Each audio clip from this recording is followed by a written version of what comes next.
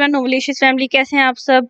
उम्मीद है आप सब लोग खैरियत से होंगे, ठीक ठाक होंगे, खुशबाश होंगे। आज हमने देखा ख्वाब की किस नंबर 17 रीड आउट करनी है, तो चलें स्टार्ट करते हैं। बिस्मिल्लाहिर्रहमानिर्रहीम। देखा ख्वाब किस नंबर 17। पूरा कमरा अंधेरे में डूबा हुआ था, जबकि वो बिस्तर पर पुरसकून नींद सोई हुई थी। उसके लंबे घुंघराले बाल अतराफ में लापरवाही से बिखरे हुए थे, बड़ी बड़ी बादामी आंखें इर्द गिर्द से गाफिल थी। वो बेसुध सो रही थी। उसे सोए हुए अपने कुछ घंटे ही गुजरे थे। ये कोई रात के 1 बजे का वक्त था। कमरे में गहरी खामोशी छाई हुई थी। उसे सिर्फ उसकी हल्की सी सांसों की आवाज़ थी, जो कि वक्फे वक्फे से इस खामोशी को मामूल सरताज पैदा कर रही थी। लॉन की जानिब खुलती खिड़की बंद थी, जबकि उसका लॉक खुला हुआ था। वो भी बेखबर सोई हुई थी, जब अचानक कमरे में किसी वजनी चीज के गिरने की आवाज़ पैदा हुई। कोई इस खिड़की से कमरे में कूदा था। नींद में इस आवाज़ से उसकी पेशानी पर बलनुमा दाग हुए थे, जिसे एक आवाज़ से उसकी नींद में खलल डाला था। जबकि अंदर आने वाले ने कूदते ही अपना तवाज़ुन बरकरार रखते एक नजर बेड पर सोए वजूद पर डाली, जिसे देखकर किसी शहजादी का गुमान होता। खिड़की से आती रोशनी छन कर बेड पर सोए वजूद पर पड़ने लगी। बाहर लॉन की बत्तियां रोशन थी, जिसकी वजह से कमरे में भी लाइट की तरफ खुलती इस खिड़की से खूब रोशनी अंदर आने लगी थी। कमरे में मौजूद घुप अंधेरे में अब इस नीम मदम से रोशनी की एक लकीर की सूरत में कमरे को मुनव्वर कर रही थी। उसने अपने चेहरे पर मौजूद मास्क को दुरुस्त किया। पिछली दीवार पर उसका लंबा चौड़ा सा साया पड़ने लगा। वो अपने भारी कदम एहतियात से उठाता उसकी अलमारी की जानिब बढ़ा था, जो कि लॉक थी। उसने अपनी जेब से एक तयशुदा कागज और टेप निकाली थी और इस कागज को अलमारी के दरवाजे पर चिपकाने लगा, जबकि इस दौरान पैदा होने वाली मामूली सी आवाज़ों पर उसने बिल्कुल भी ध्यान नहीं दिया था। उसने बड़े दिमाग से अपना काम किया। मुसलसल खटपट की आवाज़ से मुश्किल अपनी नींद से बेबदार हुई। उससे अपने अलावा इस कमरे में किसी की मौजूदगी का एहसास हुआ। उसकी पेशानी पर शिकने जमा हुई। वो अपनी नींद से भरी आंखें खोलते हुए हल्का सा उठकर बैठी और अपने सामने देखने लगी, जहाँ से ये आवाज़ें आ रही थी। अपने सामने किसी दियो की जिसामत की शख्स को खड़ा देख असरा की सारी नींद पल में हवा हुई। वो जो कोई भी था उसकी जानिब बुरे का पूरा मुतवज्जा था। उसका चेहरा अंधेरे में भी गैरवाज़ेह सा था। वो शख्स अपना काम कर चुका था और अभी इस लड़की की जानिब मुतवज्जा था, जिसकी आंखें हैरत और खौफ से फटने को थीं।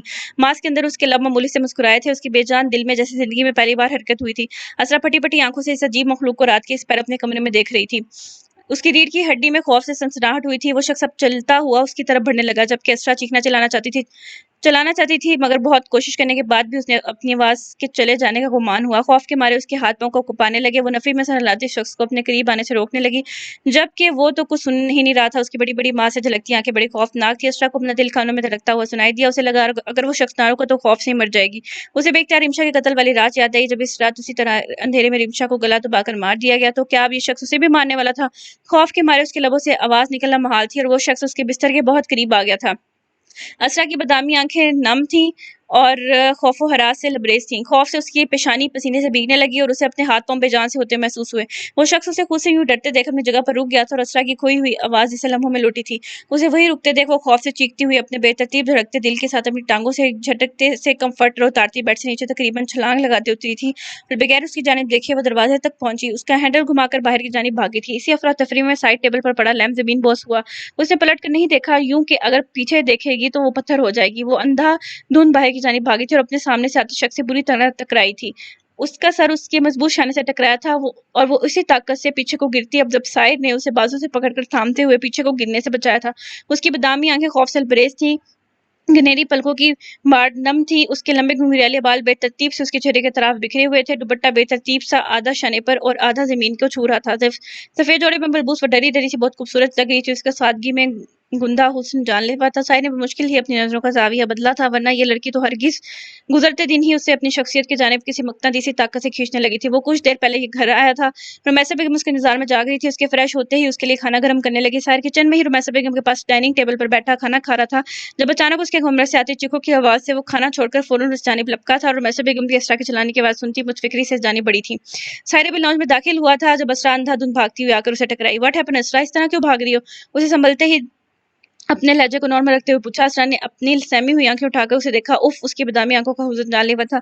मगर उसे देखते साहिर के दिल ने बेसाख्ता एक बीट मिस की थी। क्या हुआ बेटा, तुम ठीक हो? रुमैसा बेगम ने उसकी अड़ी हुई रंगत और बेतरतीब से हुलिया को देखते हुए परेशानी से पूछा। अब तक उन्होंने इस लड़की के सर से दुपट्टा उतरा हुआ नहीं देखा था, जबकि अब से उसे देखकर लगता जैसे वो अपने हवासों में नहीं है। असरा ने उन्हें अपने करीब आते देख साइड से अपने बाजू छुड़वा कर रुमैसा बेगम की जानिब बढ़ी थी और बेताबी से उनके हाथ थामते हुए उन्हें बताने लगी। आंटी, मैं सो रही थी, मेरी आंख खुली तो कोई वहां था, मेरे कमरे में कोई है आंटी। असरा ने बेतरतीब से लहजे में बताने लगी। जिसे समझते रुमैसा बेगम ने हैरत से साहिर की जानिब देखा और रोती हुई डरी सहमी असरा को अपने साथ लगाया। What, impossible! वो उसकी बात सुनकर हैरानी से गोया हुआ, अपने सर को नफी में हिलाता हुआ बगैर वहां रुके उसके कमरे की जानिब बढ़ा था। ऐसे कैसे कोई उसके घर में घुसने की जरूरत कर सकता था? वो अपने लब भींचता हुआ तेजी से उसके कमरे में दाखिल हुआ। स्विच बोर्ड पर हाथ मारते हुए कमरे की सारी लाइट्स ऑन की। लम्हों में पूरा कमरा रोशनी से नहा गया। कमरे की लाइट्स ऑन करते ही कमरे की बेतरतीब सी हालत ने उसकी जानिब मुतवज्जा किया था। बेड के करीब कांच का लैंप टूटा बिखरा हुआ था। जबकि पूरा कमरा खाली था। वो नज़र इन सब पर डालता वॉशरूम की जानिब बढ़ा था जो कि खाली था। पूरे कमरे में कोई नहीं था। वो अपनी निगाहें हुई दाएं बाएं जानिब घुमाता पलटा था जब अलमारी के दरवाजे पर चिपकी एक तस्वीर ने उसे अपनी जानिब मुतवज्जा किया। वो चलता हुआ इस तस्वीर के पास आया जो कि एक कोरे कागज पर मुख्तलिफ चीज़ों के स्केच थे। वो उसे अलमारी से खींच कर उतारता। वो बेसाख्ता ही खिड़की की जानिब पलटा जिसका दरवाजा अध खुला था। इसका मतलब असरा सच कह रही थी। यहाँ वाकई कोई आया था। वो जब से अपनी मुठ्ठियां भींचता हुआ खिड़की तक आया और एक नज़र बाहर लॉन में देखते हुए उसने खिड़की बंद कर दी। ये बात उसकी बर्दाश्त से बाहर थी कि कोई कैसे उसकी मौजूदगी में उसके घर में कदम रख सकता था। वो इस कागज को फोल्ड करके अपने ट्राउजर की पॉकेट में डालता हुआ घर से बाहर आया था। गेट पर मौजूद गार्ड्स चाको चौबन से बैठे थे। ऐसा हो ही नहीं सकता था कि कोई अंदर दाखिल होता और गार्ड्स को इल्म ना होता, क्योंकि अभी कुछ देर पहले ही वो खुद घर आया था।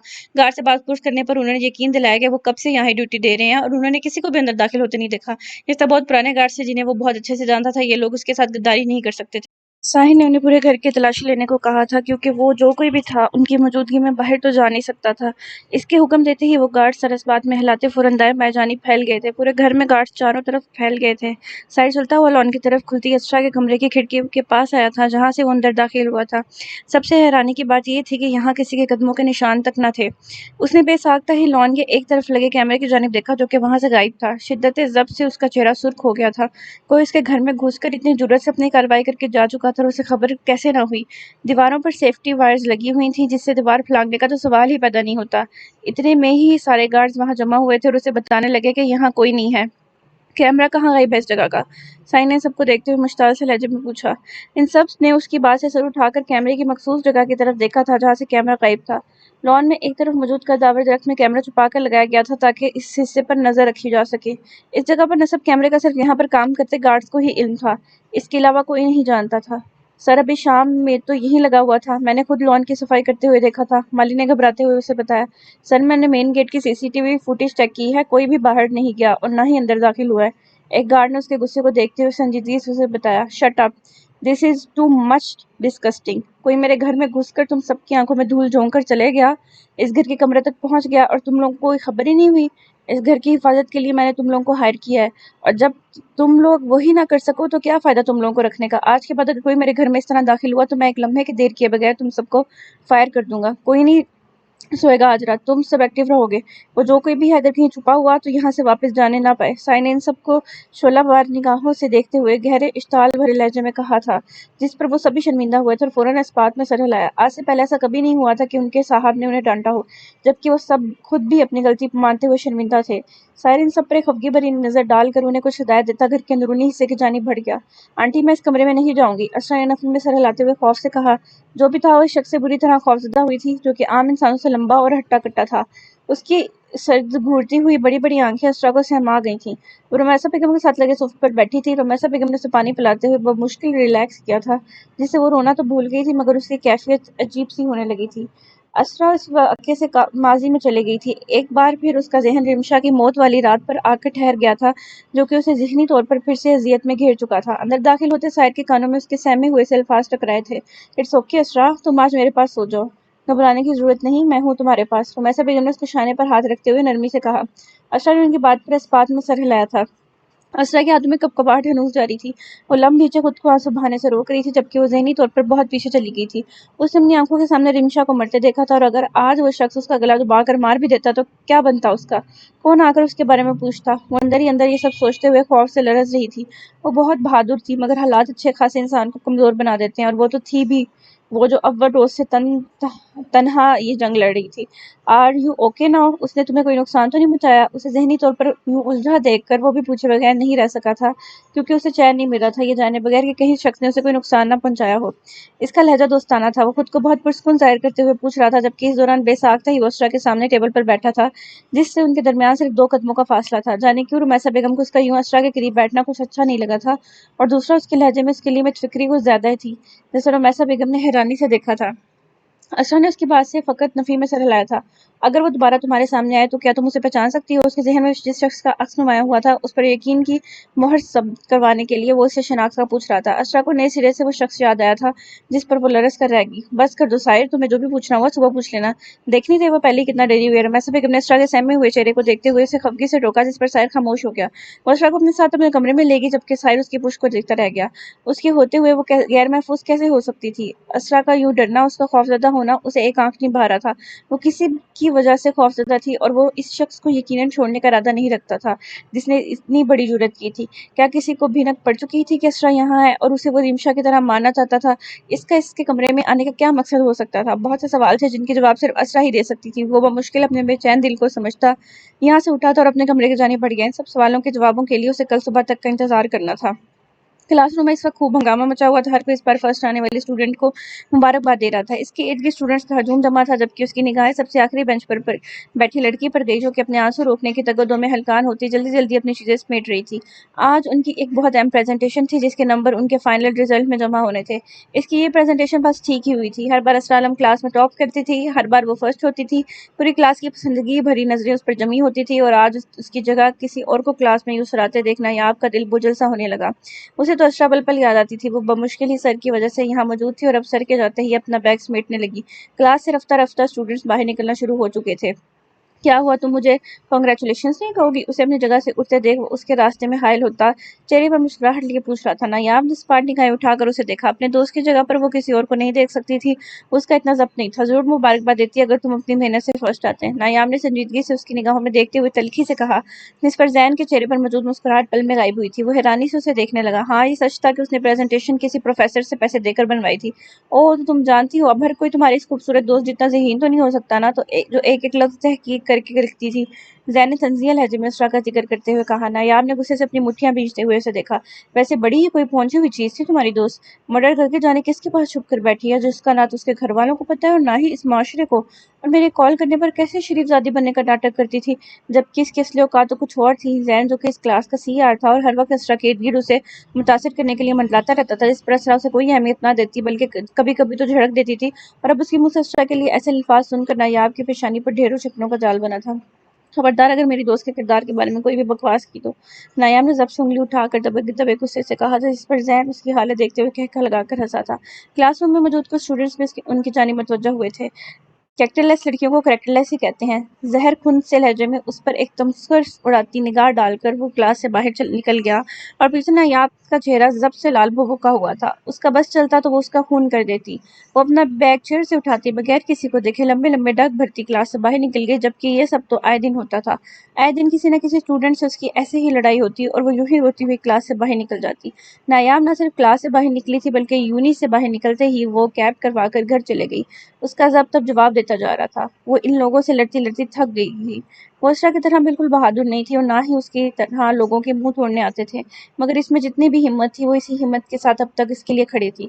اس کے خلاف کچھ نہیں سن سکتی تھی۔ آج کافی تیز دھوپ نکلی تھی۔ ہر کوئی سردیوں کے موسم میں اس دھوپ کی نرم گرمی سے روشنی پر اللہ کا شکر گزار تھا۔ انہیں لان میں بیٹھنا آدھا گھنٹہ ہو چکا تھا۔ دھوپ کی جانب پشت کر کے بیٹھے ان دونوں کا رخ دوسری جانب تھا۔ اب ایسے کیوں گھور رہی ہو مجھے؟ اسے کب سے مسلسل یوں خود کو تکتا پا کر وہ خاموش ہوا تھا اور سنجیدگی سے پوچھنے لگا آپ کو میری اتنی فکر کیوں ہے؟ آپ کیوں میری اتنی پرواہ کرتے ہیں؟ اسرا کا انداز پاٹ سا بے تاثر تھا۔ رافعہ نے اس کی بات سے اپنا چہرہ اٹھا کر اس کی آنکھوں میں واضح سوال دیکھا تھا۔ اسے جیسے ہی کل رات والی بات پتہ چلی تھی وہ فوراً پریشانی سے اس کی خیریت پوچھنے یہاں چلا آیا تھا اور کب سے خاموش بیٹھی اسرا سے سوال پر سوال کر کے اپنی تسلی کر رہا تھا جس کے جواب میں وہ مختصر سے ہی دے رہی تھی۔ اسرا ہر بار کی طرح اب بھی اس کے لہجے میں موجود اپنے لیے متفکری دیکھ خود کو پوچھنے سے روک نہیں پائی مجھے نہیں پتا تم میری بات پر اعتبار بھی کرتی ہو یا نہیں، پر میں کہوں گا کہ تم میری زندگی میں آنے والی وہ لڑکی ہو جس کی تکلیف مجھے اپنے دل پر محسوس ہوتی ہے، جس کی آنکھوں میں آئے آنسو مجھے تکلیف دیتے ہیں، جس کی پریشانیاں مجھے اپنی پریشانیاں لگتی ہیں۔ جب تم میرے فلیٹ سے چلے گئی تھی تو ایک دن بھی ایسا نہیں گزرا ہوگا جس میں مجھے تمہاری فکر نہ ہوئی ہو، تمہارا خیال میرے ذہن میں نہ آیا ہو۔ اس وقت میں خود کو بہت بے بس محسوس کرتا تھا۔ میری کوئی بہن نہیں ہے اسرا اور میں تمہیں اپنی بہن مانتا ہوں، تم مجھے ہمیشہ ایک بھائی کی طرح اپنے ساتھ کھڑا پاؤ گی۔ رافع کا لہجہ بہت سادہ سا عام تھا مگر الفاظ بہت خاص تھے۔ اسرا کبھی اس کی بات پر ایمان نہ لاتی اگر اس نے واقعی شخص کو اپنے لیے لڑتے نہ دیکھا ہوتا۔ اسرا کے دل میں موجود اس کی عزت میں مزید اضافہ ہوا تھا۔ اس کی آنکھیں خود بخود نم ہوئی تھیں۔ وہ چہرہ جھکا گئی۔ کوئی حال نہیں رافع تمہارا، رلا دیا نا ہماری لڑکی کو۔ حاشر کسی جن کی طرح لان میں نمودار ہوا تھا۔ رافع کے کندھے پر ایک زوردار دھپ رسید کرتا ہوا اسرا کے سامنے والی چیئر پر آ کر بیٹھا تھا۔ رافع نے کھا جانے والی نگاہوں سے اسے دیکھا تھا جو جانے کہاں سے نمودار ہوا تھا۔ اسرا نے بھی حیرانی سے حاشر کو دیکھا تھا جو جانے سب سن چکا تھا یا نہیں۔ کیا ہوا پیاری لڑکی، تم رو کیوں رہی ہو؟ اس کمینے نے کیا کہا ہے تم سے؟ حاشر نے رافع کو گھورتے ہوئے اسے پچکارتے ہوئے نرمی سے پوچھا۔ اسرا تو ان دونوں کو دیکھ کر رہ گئی۔ نہیں میں تو نہیں رو رہی، میری آنکھ میں کچھ چلے گیا تھا شاید، اسرا نے اپنی آنکھوں کے کونے صاف کرتے ہوئے عام سے انداز میں کہا۔ تم سے بڑا کمینہ کوئی نہیں اور یہ ہماری لڑکی کی کیا ہوتا ہے، سیدھا سیدھا بہن بولا کرو میری کزن کو ورنہ کسی دن پٹو گے۔ رافع نے اسے وارن کرتے ہوئے کہا۔ ابے چل، میری تو بس ایک ہی بہن ہے زیمل۔ ہاشم نے اسے چڑھانے کو ڈٹائی سے شانے چکاتے ہوئے ٹانگ پر ٹانگ چڑھاتے ہوئے کہا۔ اسرا نے اس کے ڈھیٹ پن پر بغور اس کی جانب دیکھا تھا۔ تمہاری ٹیوننگ ہونے والی ہے سر سے، تبھی تم کچھ زیادہ ہی بھٹک رہے ہو۔ رافع نے بھی زج کرنے والے انداز میں اسے ساحر کے مکوں سے ڈرایا۔ تم مجھے میرے ہی بھائی کی دھمکی دے رہے ہو؟ میں نہیں ڈرتا، رافع نے ٹیبل پر جھکتے ہوئے اس کی آنکھوں میں دیکھ کر کہا۔ اپنی بات پر قائم رہنا بیٹا، اب تو سر ہی دیکھ تمہیں دیکھیں گے، رافع نے بھی آگے کو جھکتے ہوئے اسے زج کرتے ہوئے کہا۔ ان دونوں کو پھر سے ایک دوسرے سے لڑتے دیکھ اسرا نے بے ساختہ ہی اپنی پیشانی چھوئی تھی۔ یہ تیسری دفعہ تھا جو اس کے سامنے یوں لڑ رہے تھے۔ ان کی لڑائی دیکھ کر یوں لگتا تھا جیسے کوئی ٹین ایجر کے آپس میں ایک دوسرے سے لڑتے ہوں۔ اسرا ان کے اس روپ سے پہلی دفعہ حیرت میں مبتلا ہوئی، جبکہ اس کی بات تو تب جیسے ہی تب ہوتا جب یہ دونوں اکٹھے ہوتے۔ پلیز آپ لوگ یوں بچوں کی طرح لڑنا تو بند کریں، اسرا نے ان دونوں لڑاکے تیاروں کو دیکھتے ہوئے چڑھتے ہوتے ہوئے کہا۔ حاشر جو رافع کو اس کی بات کا کرارا سا جواب دینے والا تھا، اسرا کی مداخلت پر خفگی بھری نظر اس پر ڈال کر رہ گیا۔ میں نہیں لڑتا بچوں کی طرح، تمہارے کزن کا بچپنا ختم ہونے میں نہیں آ رہا، حاشر نے منہ بگاڑ کر رافع پر ایک نظر ڈال کر کہا۔ اسرا نے حیرت سے اسے دیکھا، جو سارا قصور رافع پر ڈال کر خود بھولی سی صورت بنا کر بیٹھ گیا تھا۔ ہاں، تمہیں تو لوگ پنچایتوں میں فیصلہ کرنے کو بلاتے ہیں نا، رافع نے تپ کر کہا، جس پر حاشر ٹیک چھوڑ کر ماتھے پر بل ڈالتے ہوئے سیدھا ہوا تھا اور جواب دینے لگا۔ اسرا ان دونوں پر ایک افسوس بھری نگاہ ڈال کر وہاں سے اپنے کمرے میں چلی گئی، جبکہ پیچھے وہ دونوں تا دیر یوں ہی لڑتے مرتے رہے تھے۔ ان کی اس لڑائی کا آ کر میسا بیگم نے اختتام کیا تھا۔ وہ انہیں لنچ پر بلانے آئی تھی اور دونوں کو یوں الجھتا دیکھ وہ جھڑکتے ہوئے اپنے ساتھ اندر لے گئی تھی۔ معلوم نہیں یہ دونوں کب بڑے ہونے والے تھے، جبکہ ایک ایس پی تھا اور دوسرا کامیاب بزنس مین۔ خدا جانے ان کو اپنے پوزیشنز کا احساس کب ہونے والا تھا، اور میسا بیگم ان کی اس عادت سے سخت خفا تھی۔ گھر میں مہمانوں کی خوب چہل پہل لگی ہوئی تھی۔ قریبی رشتہ دار تو شادی اٹینڈ کر کے واپس جا چکے تھے، جبکہ دور سے آنے والے رشتہ دار اب بھی گھر میں موجود تھے۔ کل ولیمے کے فنکشن کے بعد سب بہت تھک گئے تھے، جو کہ لیٹ نائٹ تمام ہوا تھا، اس لیے سب دیر سے جاگے تھے، اور لنچ کے وقت اب اس گھر میں ناشتہ چل رہا تھا۔ تائی جان کے پاؤں تو خوشی سے زمین پر نہیں لگ رہے تھے، آخر کو ان کے اکلوتے بیٹے کی شادی ہوئی تھی۔ انہوں نے پورا خاندان جمع کیا تھا اور خوب دھوم دھام سے حازم کی شادی کی تھی، جس میں سوائے اس کے سبھی خوش تھے۔ ملازموں نے جیسے ہی ناشتہ تیار کر کے ٹیبل پر لگایا تو وہ سب مہمانوں کو ناشتے پر آنے کا کہہ کر خود حازم اور علیشہ کو بلانے ان کے کمرے میں چلے گئی اور ان کی جانب بڑھ گئی۔ وہ سیڑھیاں چڑھتی ہوئی اوپر آئی تو چہرے پر دنیا جہان کی خوشی تھی، آخر کو بہو جو ان کی من پسند تھی۔ کمرے کے دروازے پر دستک دیتی ہوئی اندر داخل ہوئی تو انہیں علیشہ سادگی سے گرم سوٹ میں بغیر میک اپ کے سرخ چھڑا لیے بیڈ پر بیٹھی دکھائی دی۔ وہ کہیں سے بھی ایک دن کی بیائی دلہن نہیں لگتی تھی۔ اسے یوں سر جھاڑ منہ پھاڑ بیٹھا دیکھ تائی جان کی مسکراہٹ سمٹی تھی۔ علیشہ، یہ تم نے کیا اولیا بنایا ہوا ہے؟ تم تیار کیوں نہیں ہوئی ابھی تک؟ نیچے پورا خاندان جمع ہے، اور یہ حازم کہاں ہے؟ تائی جان نے اس کا سرخ چہرہ اور رونے سے لال ہوئی آنکھوں کو دیکھتے ہوئے متفکری سے پوچھا۔ مجھے کیا پتا ہے کہاں ہے آپ کا بیٹا، وہ تو کل رات سے گھر نہیں آیا، علیشہ نے تلخی سے کہا۔ اسے اپنی تذلیل برداشت نہیں ہو رہی تھی۔ اسے لگا تھا کہ حازم اسرا کو بھول گیا ہے، وہ بس اس کے اپنے دل میں موجود محبت کا سوگ منا رہا ہے، مگر وہ تو ابھی بھی اس لڑکی کو دل سے لگائے بیٹھا تھا۔ نکاح پر سب نے اس کی تعریف کی تھی، وہ شہر کی سب سے مہنگی بیوٹیشین سے تیار ہوئی تھی اور اس پر کسی کی نظر نہیں ٹھہری تھی، مگر اس کے شوہر نے اس کی تعریف کرنا تو دور، اسے دیکھنا تک گوارا نہیں کیا تھا۔ وہ پرسوں رات بھی میرج ہال سے جانے کہاں چلے گیا تھا، اور کل رات بھی وہ فنکشن کے بعد سے غائب تھا۔ علیشہ کو یہ سب سراسر اپنی توہین لگی تھی، جس میں اس نے پاگلوں کی طرح اس کا انتظار کیا تھا اور اسے کوئی پرواہ ہی نہیں تھی۔ وہ اس وقت سخت غصے سے بھری بیٹھی تھی۔ ہاں، مجھے یاد آیا، اس کے دوست کا ایکسیڈنٹ ہو گیا تھا، اسی کے پاس کیا ہوگا؟ اس کے دوست کا آگے پیچھے کوئی نہیں ہے، بتایا تھا حازم نے مجھے۔ دیکھو، مجھے تمہیں بتانا یاد ہی نہیں رہا، تائی جان نے بھول پن سے جلدی سے بہانہ کرتے ہوئے کہا، ورنہ تو علیشہ کی شکوہ کنہ نگاہوں میں دیکھنا انہیں اس دنیا کا سب سے مشکل کام لگا تھا، اور دوسری طرف اپنی اولاد کی حرکتوں پر وہ ضبط کر کے رہ گئی۔ چھوٹی بچی نہیں ہوں میں تائی جان، جسے آپ یہ سب جھوٹ بول کر بہلانا چاہتی ہیں، سب جانتی ہوں میں۔ ہوگا کہیں بیٹھا اور سوگ منا رہا ہوگا اس اسرا منحوس کا، میں تو اسے مفت میں مل گئی ہوں تو نخرے تو دکھائے گا نا، علیشہ نے ضبط سے اپنے آنسو روکتے ہوئے سر جھٹک کر کہا۔ اسے اپنا بہت بے وقت لگا تھا۔ کیا فضول بول رہی ہو تمہیں میں اتنے چاہوں سے بہا کر لائی ہوں، تم سب سے خاص، اور خبردار جو آئندہ اپنا موازنہ اس 2 ٹکے کی لڑکی سے کیا، حازم کو آج نہیں تو کل تمہاری طرف ہی لوٹ کر آنا ہے، تم اس سے ساری جائیداد کی اکلوتی مالکن ہوگی، بس تھوڑا سا صبر کر لو بیٹا، حازم کا رویہ تم سے بالکل ٹھیک ہو جائے گا، اسے ہیرے اور کھوٹے ایک سکے کی پہچان خود بخود ہو جائے گی، بس تم اس کے سامنے اس لڑکی کا ذکر مت کیا کرو، تائی جان نے اس کا ہاتھ تھام کر اسے نرمی سے سمجھاتے ہوئے کہا، جو کہ اب باقاعدہ رو رہی تھی۔ علیشہ بچپن سے ہی اپنی ماں سے زیادہ تائی جان سے اٹیچ رہی تھی، اس لیے وہ ان کے سامنے اپنے آنسو روک نہ پائی۔ وہ دونوں یوں ہی بیٹھی تھی جب حازم اندر آیا، اور اندر داخل ہوتے اس نے ناگوار سی نگاہ اپنے ماں کے ساتھ چپکی علیشہ پر ڈالی تھی، اور پھر اسے نظر انداز کرتا ہوا وہ اسپاٹ سے انداز میں تائی جان کو سلام کرتا ہوا الماری سے اپنے کپڑے نکال کر چینج کرنے چلا گیا۔ تائی جان تو اس کی پھرتیاں دیکھتی رہ گئی، جبکہ علیشہ نے ان سے الگ ہوتے ہوئے اپنے آنسو صاف کیے تھے۔ تم سمجھ گئی ہو نا میری پیاری بیٹی، اب اٹھو اور سب سے پیارا اور بھاری جوڑا پہن کر تیار ہو کر اس نالائق کے ساتھ ہی نیچے آنا، نیچے سب تم لوگوں کے منتظر ہیں، اب تم مجھے بالکل بھی اداس نہ دکھائی دو۔ جلدی سے تیار ہو کر نیچے آؤ، میں اپنی بیٹی کا پسند کا ناشتہ تیار کرواتی ہوں۔ تائی جان اسے سمجھاتی ہوئی اس کے تھامے ہوئے ہاتھ تھپک کر اس کے قریب سے اٹھی تھی، جس پر علیشا نے اس بات میں سر ہلایا۔ اس کے سر اس بات پہ ہلانے پر تائی جان نے ایک مسکراتی نظر اس پر ڈال کر کمرے سے باہر نکل گئی تھی۔ ان کے جانے کے بعد علیشا حازم کے رویے کو اگنور کرتے ہوئے اپنے لیے الماری سے کپڑے نکال کر ڈریسنگ روم میں تیار ہونے چلی گئی، جبکہ اپنی تذلیل پر وہ چاہ کر بھی بھول نہیں پا رہی تھی۔ اسٹڈی روم میں گہری خاموشی تھی، قد آور کھڑکیاں بند تھی، جس پر پڑے موٹے اور دبے پردوں نے باہر کا منظر آنکھوں سے اوجھل کر دیا تھا۔ اسکن پینٹ پر بلیو کالر والی فل سلیو شرٹ پر اسکن جینٹس جرسی میں ملبوس وہ انتہائی وجیح لگ رہا تھا۔ سنہری بال جیل سے ایک طرف کو سیٹ کیے اس پر بہت جچ رہے تھے۔ کسی فائل کو دیکھنے کے بعد اس نے اسے ٹیبل پر رکھ دیا اور ایک پل کو کرسی کے پشت سے ٹیک لگا کر کام کی زیادتی سے جلدی سنہری آنکھیں بند کی تھیں۔ وہ پچھلے 5 گھنٹوں سے اسٹڈی میں مقید کام کر رہا تھا۔ اسے اس وقت کافی کی شدید طلب ہو رہی تھی۔ یہ رات کے 2 بجے کا وقت تھا۔ پورے گھر میں بالکل اس کمرے کی طرح خاموشی چھائی ہوئی تھی۔ وہ معمولی سی تھکاوٹ محسوس کرتا ایک پل کو اپنی آنکھیں موند گیا۔ آنکھیں بند کرتے ہی چھن سے اس کا پریشان سا چہرہ اس کی بند آنکھوں کے سامنے لہرایا تھا۔ وہ چاہ کر بھی آنکھیں نہ کھول سکا۔ اسرا اس واقعے کے بعد ڈر گئی تھی۔ وہ 2 دن تک اپنے کمرے میں نہیں سوئی تھی۔ وہ 2 دن رمیسا بیگم کے پاس ہی سوئی تھی، جبکہ اس کے چہرے پر کسی اور کا خوف اسے بالکل اچھا نہیں لگا تھا۔ اس رات کی اگلی صبح ہی اس نے اسرا سے اس شخص کے بارے میں انویسٹیگیشن کی تھی جس نے اسے پہچاننے سے انکار کر دیا تھا۔ اسرا سوائے اس کے لمبے قد، چوڑے وجود اور سیاہ موٹی موٹی آنکھوں کے سوا اسے نہیں پہچانتی تھی۔ ساحر کے لیے یہ انفارمیشن ناکافی تھی اور اسرا خود بھی مکمل طور پر صحیح سے بتانے کے قابل نہیں تھی، کیونکہ وہ اس وقت شدید خوف کے زیر اثر تھی۔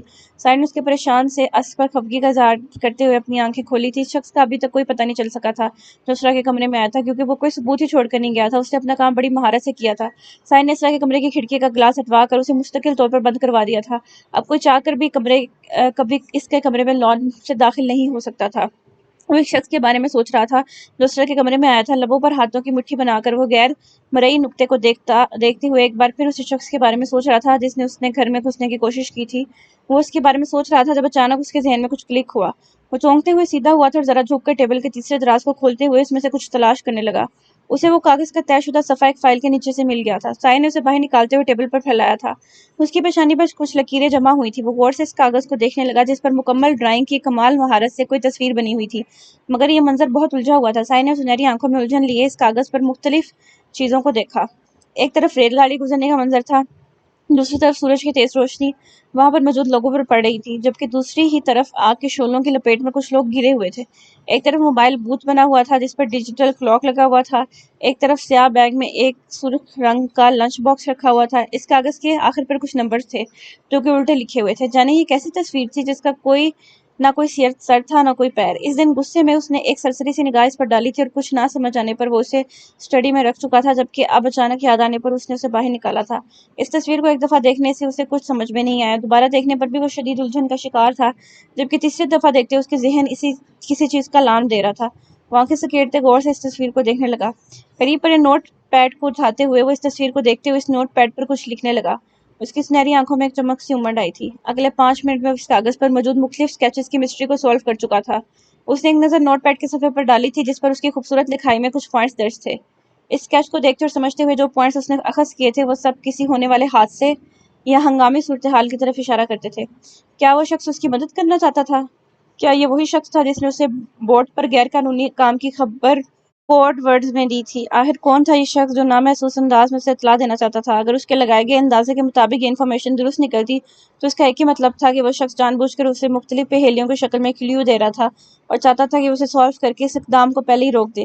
اس انفارمیشن اور اس شخص کے بارے میں فیصلہ اب کل نہیں ہونا تھا۔ بہت سے سوال اس کے ذہن میں چل رہے تھے جس کا جواب اسے پرسوں ہی ملنا تھا۔ وہ نوٹ پیڈ کو ایک طرف رکھتا اس کاغذ کو واپس اسی طراز میں رکھ کر اسٹڈی سے باہر نکلا تھا۔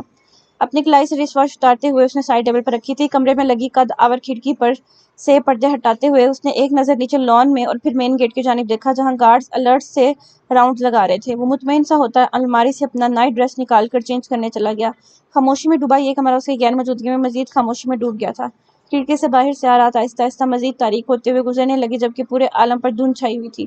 ملازموں سے تیسری دفعہ رمیسا بیگم کا پیغام دے کر گئی تھی جو اسے ڈرائنگ روم میں بلا رہی تھی۔ بری طرح کنفیوز ہوتے ہوئے اپنے کمرے میں دائیں بائیں چکر کاٹتے ہوئے کوئی بہانہ ڈھونڈنے میں بھی اب بھی ناکام تھی۔ ڈرائنگ روم میں ہیرا اور اس کی موم آئی ہوئی تھی۔ رمیسا بیگم نے اسے بہت خوشی سے بتایا تھا کہ ان کی ہونے والی بہو ان سے ملنے آئی ہے اور وہ چاہتی تھی کہ اسرا بھی ان سے ملے، مگر اسرا کو اس شخص کی منگیتر سے ملنے میں کوئی دلچسپی نہیں تھی۔ وہ لانچ میں بیٹھی ہی جب ملازمہ نے مہمانوں کی آمد کی اطلاع دی، اشرا فوراً اٹھ کر اپنے کمرے کی طرف بڑھنے لگی۔ رمیسا بیگم نے اسے ٹھہرنے کو کہا اور مہمانوں سے ملنے پر اصرار کیا، جس پر وہ نماز کا بہانہ بنا کر اپنے کمرے میں آ گئی تھی۔ کچھ دیر بعد رمیسا بیگم اسے خود بلانے آئی تھیں۔ وہ اسے ہیرا سے ملوانے کے لیے بہت پرجوش دکھتی تھیں۔ اشرا نے بمشکل تھوڑی دیر میں آنے کا کہہ کر انہیں واپس بھیجا تھا، جبکہ اندر ہی اندر وہ انجان لوگوں کے سامنے جانے سے گھبرا رہی تھی۔ ملازمہ کے تیسری دفعہ آنے پر اس نے ضبط سے ایک سر سانس فضا میں خارج کی تھی اور اپنے دوپٹے کو سر پر درست کرتی وہ اپنے کمرے سے باہر نکلی۔ وہ اس سے مزید رمیسا بیگم کو انتظار نہیں کروا سکتی تھی۔ وہ بار بار انکار کرنا اس سے ان کی توہین لگا، اس لیے اب وہ تھک ہار کر خود کو وہاں جانے کے لیے تیار کر چکی تھی۔ اپنی گھبراہٹ کو ایک طرف کرتی وہ سنجیدگی سے کمرے سے باہر نکلی تھی اور ڈرائنگ روم کی طرف بڑھنے لگی۔ سیڑھیوں کے سامنے سے گزرتے ہوئے وہ سر جھکائے ڈرائنگ روم کی جانب مڑی تھی، جو کہ لمبی راہداری چلنے کے بعد آخر پر تھا۔ اسے نیچے والے پورشن کا سارا راستہ معلوم تھا، جبکہ اوپر والے پورشن کے بارے میں وہ کچھ نہیں جانتی تھی، کیونکہ وہاں وہ کبھی گئی ہی نہیں تھی۔ اشرا اپنے دھیان چلتی ہوئی ڈرائنگ روم کی جانب بڑھ رہی تھی جب کسی نے پیچھے سے اس کی کلائی کو اپنی مضبوط گرفت میں جکڑا تھا اور بغیر اس کے پلٹنے کا انتظار کیے وہ اس کا ہاتھ تھامتا لمبے لمبے ڈگ پڑتا اسے وہاں سے لے گیا تھا۔ اشرا استعداد کے لیے بالکل تیار نہیں تھی اور ہڑبڑاتے ہوئے کسی بے جان گڑیا کی طرح اس کے ساتھ کھینچتی ہی چلی آ رہی تھی۔ ڈرائنگ روم کی راہداری عبور کر کے اس نے اسے پلر کے ساتھ لگاتے ہوئے ایک جھٹکے سے چھوڑا تھا۔ اشرا کی کمر بہت زور سے پلر پر لگی تھی، وہ ایک پل کو کرا کر گئی۔ دوسرا، اسے اپنی کلائی پر بہت تکلیف محسوس ہوئی تھی۔ اس کی آنکھوں میں نمکین پانی خود بخود جمع ہو گیا تھا۔ اس نے ایک جھٹکے سے سر اٹھا کر کھا جانے والی نگاہوں سے اپنے سامنے کھڑے شخص کو دیکھا، جو اسے یوں چھوتا جیسے اسے چھونے کا اختیار اس کے پاس ہو، جیسے وہ اسے چھونے کا حق رکھتا ہو، جیسے وہ اس کی ملکیت ہو۔ یہ کیا بدتمیزی تھی؟ اشرا دبی دبی الفاظ میں چلائی تھی۔ اس کا بس چلتا تو اس انسان کی جرأت اور اس کی آہنی گرفت پر کوئی بھاری چیز اٹھا کر اس کے سر پر مارتی جوانی طوفان کی طرح جانے کہاں سے نازل ہوا تھا۔ تم منہ اٹھا کر کہاں چلی جا رہی تھی؟ منجمد کر دینے والا سرد سنہری آنکھیں اس کی غصے سے چہرے سر گاڑے وہ بے لچک لہجے میں بولا تھا۔ اس کی پیشانی پر لاتعداد شکنوں کا جال تھا۔ اشرا نے اس کے اسپاٹ چہرے پر ضبط سے دانت پیس کر اسے دیکھا تھا۔ اشرا کو اس کا لہجہ اپنا تذلیل کرتا ہوا محسوس ہوا۔ مجھے آپ کی منگیتر اور آپ کی مہمانوں سے ملنے میں کوئی انٹرسٹ نہیں۔ آنٹی کے بار بار بلانے پر بھی میں وہاں جا رہی تھی، اشرا نے خونا شام نگاہوں سے اسے دیکھتے چبا چبا کر کہا۔ اشرا پلر کے ساتھ لگی کھڑی تھی، جبکہ وہ اس سے 2 قدموں کے فاصلے پر کھڑا اس کی راہ میں حائل تھا۔ یہاں سے سیدھا اپنے کمرے میں جاؤ اور خبردار اگر تم باہر نکلی، اگر تم پر غلطی سے بھی کسی کی نظر پڑی تو مجھ سے برا کوئی نہیں ہوگا، اسے وارننگ دیتے ہوئے سنجیدگی سے بولا تھا۔ اگر آج ہیرا اسے دیکھ لیتی تو اشرا سوچ بھی نہیں سکتی تھی کہ ان کے بنائے گئے سارے پلان پر پانی پھر جانا تھا۔ اس کی حقیقت سب کو پتہ چل جانی تھی، جو کہ اشرا کے ساتھ ساتھ اس کے حق میں بھی بہتر نہیں تھا۔ آپ سے برا اس دنیا میں ہے بھی کوئی نہیں، وہ اپنی بدنامی آنکھوں میں غصہ بھرے اسے دیکھ کر متنفر سے لہجے میں بولی تھی۔ Don't care, keep my words in your mind. سائن نے اس کی بات پر سر جھٹک کر بیزاری سے کہا، یوں جیسے اس کی رائے سے اسے کوئی فرق نہیں پڑتا تھا، اور 2 قدم پیچھے ہٹتے ہوئے اسے وہاں سے جانے کا اشارہ کیا۔ اشرا اس پر ایک غصے بھری نگاہ ڈال کر وہاں سے اپنے کمرے کی جانب پلٹ گئی۔ ایڈیٹ! اس کی اس حرکت پر خفگی کا اظہار کرتا وہ اس کی پشت کو دیکھ کر بولا تھا، جس پر اپنے کمرے کی طرف جاتی اشرا کے قدم تھمے تھے، اور اس نے خونخوار نگاہوں سے پلٹ کر ساحر کو دیکھا تھا، جو اسے ہی دیکھ رہا تھا۔ شاید اشرا اس کی بات سن چکی تھی۔ ٹی پنک کلر کی ڈریس میں مربوط غصے سے بھری بہت پرکشش لگ رہی تھی۔ ساحر نے اس کے لاپرواہ حسن پر ایک چٹی سی نگاہ ڈالی تھی۔ ایروگینٹ، لٹ مار انداز میں اس کے بات کا جواب دیتی وہ وہاں رکی نہیں تھی، خفگی سے منہ پھیلا کر اپنے کمرے کی جانب بڑھ گئی تھی، جبکہ ساحر تو اس کی حاضر جوابی پر ایک پل کو اپنے دل کو کوس کر رہ گیا، جسے پوری دنیا میں یہی ملی تھی جو بالکل اس کے روب میں نہیں آتی تھی۔ اس کی آنکھیں میں آنکھیں ڈال کر بے خوفی سے جواب دیتی تھی، ہر بار اسے برابری کا مقابلہ کرنے کو تیار رہتی تھی۔ وہ ایک نظر اطراف پر ڈالتا خود ڈرائنگ روم کی جانب بڑھ گیا۔ وہ آج گھر پر ہی تھا۔ رمیسا بیگم نے اسے ہیرا اور اس کی مدر کے آنے کی اطلاع دی تھی، جس پر وہ بری طرح جھنجھلایا تھا، مگر رمیسا بیگم کی ایک گھوری نے اس کے چہرے کے سارے بگڑے تاثرات درست کر دیے تھے۔ وہ جلد از جلد اس منگنی سے نجات چاہتا تھا۔ اسے بس یاسر صاحب کا انتظار تھا، جو کہ کام کے سلسلے میں سری لنکا گئے ہوئے تھے۔ ان کے واپس آتے ہی اس کا ارادہ ان سے بات کرنے کا تھا۔ وہ بھی اپنے کمرے سے باہر نکلا ہی تھا جب اس نے اس لڑکی کو ڈرائنگ روم کی جانب بڑھتے دیکھا، تو اس کی کم عقلی پر وہ ضبط کے باوجود خود کو اسٹرکٹ ہونے سے روک نہ سکا۔ اسے اشرا سے اس قدر بے وقوفی کی امید نہیں تھی۔ ہیرا بہت ایکٹیو لڑکی تھی، اسے دیکھ کر اگر وہ فوری نہ بھی پہچان پاتی تو شک میں مبتلا ضرور ہو جاتی، اور فی الحال ساحر ایسی کوئی بھی سچویشن افورڈ نہیں کر سکتا تھا۔ کمرے میں ہوتی ہلکی سی کھٹ پٹ کی آواز سے اس کی آنکھ کھلی تھی۔ وہ مندی مندی آنکھوں سے سر اٹھا کر ارد گرد دیکھنے لگی، جب وہ اسے بیڈ کے کنارے پر بیٹھا اپنے جوتے اتارتا ہوا نظر آیا۔ زیمل ایک جھٹکے سے اٹھ کر بیٹھی تھی اور گھڑی پر وقت دیکھا جہاں شام کے 6 بج رہے تھے۔ اس نے پلٹ کر عاطف کی جانب دیکھا، جو کہ جوتے اتارنے کے بعد اپنے ہاتھ سے ریسٹ واچ نکال رہا تھا۔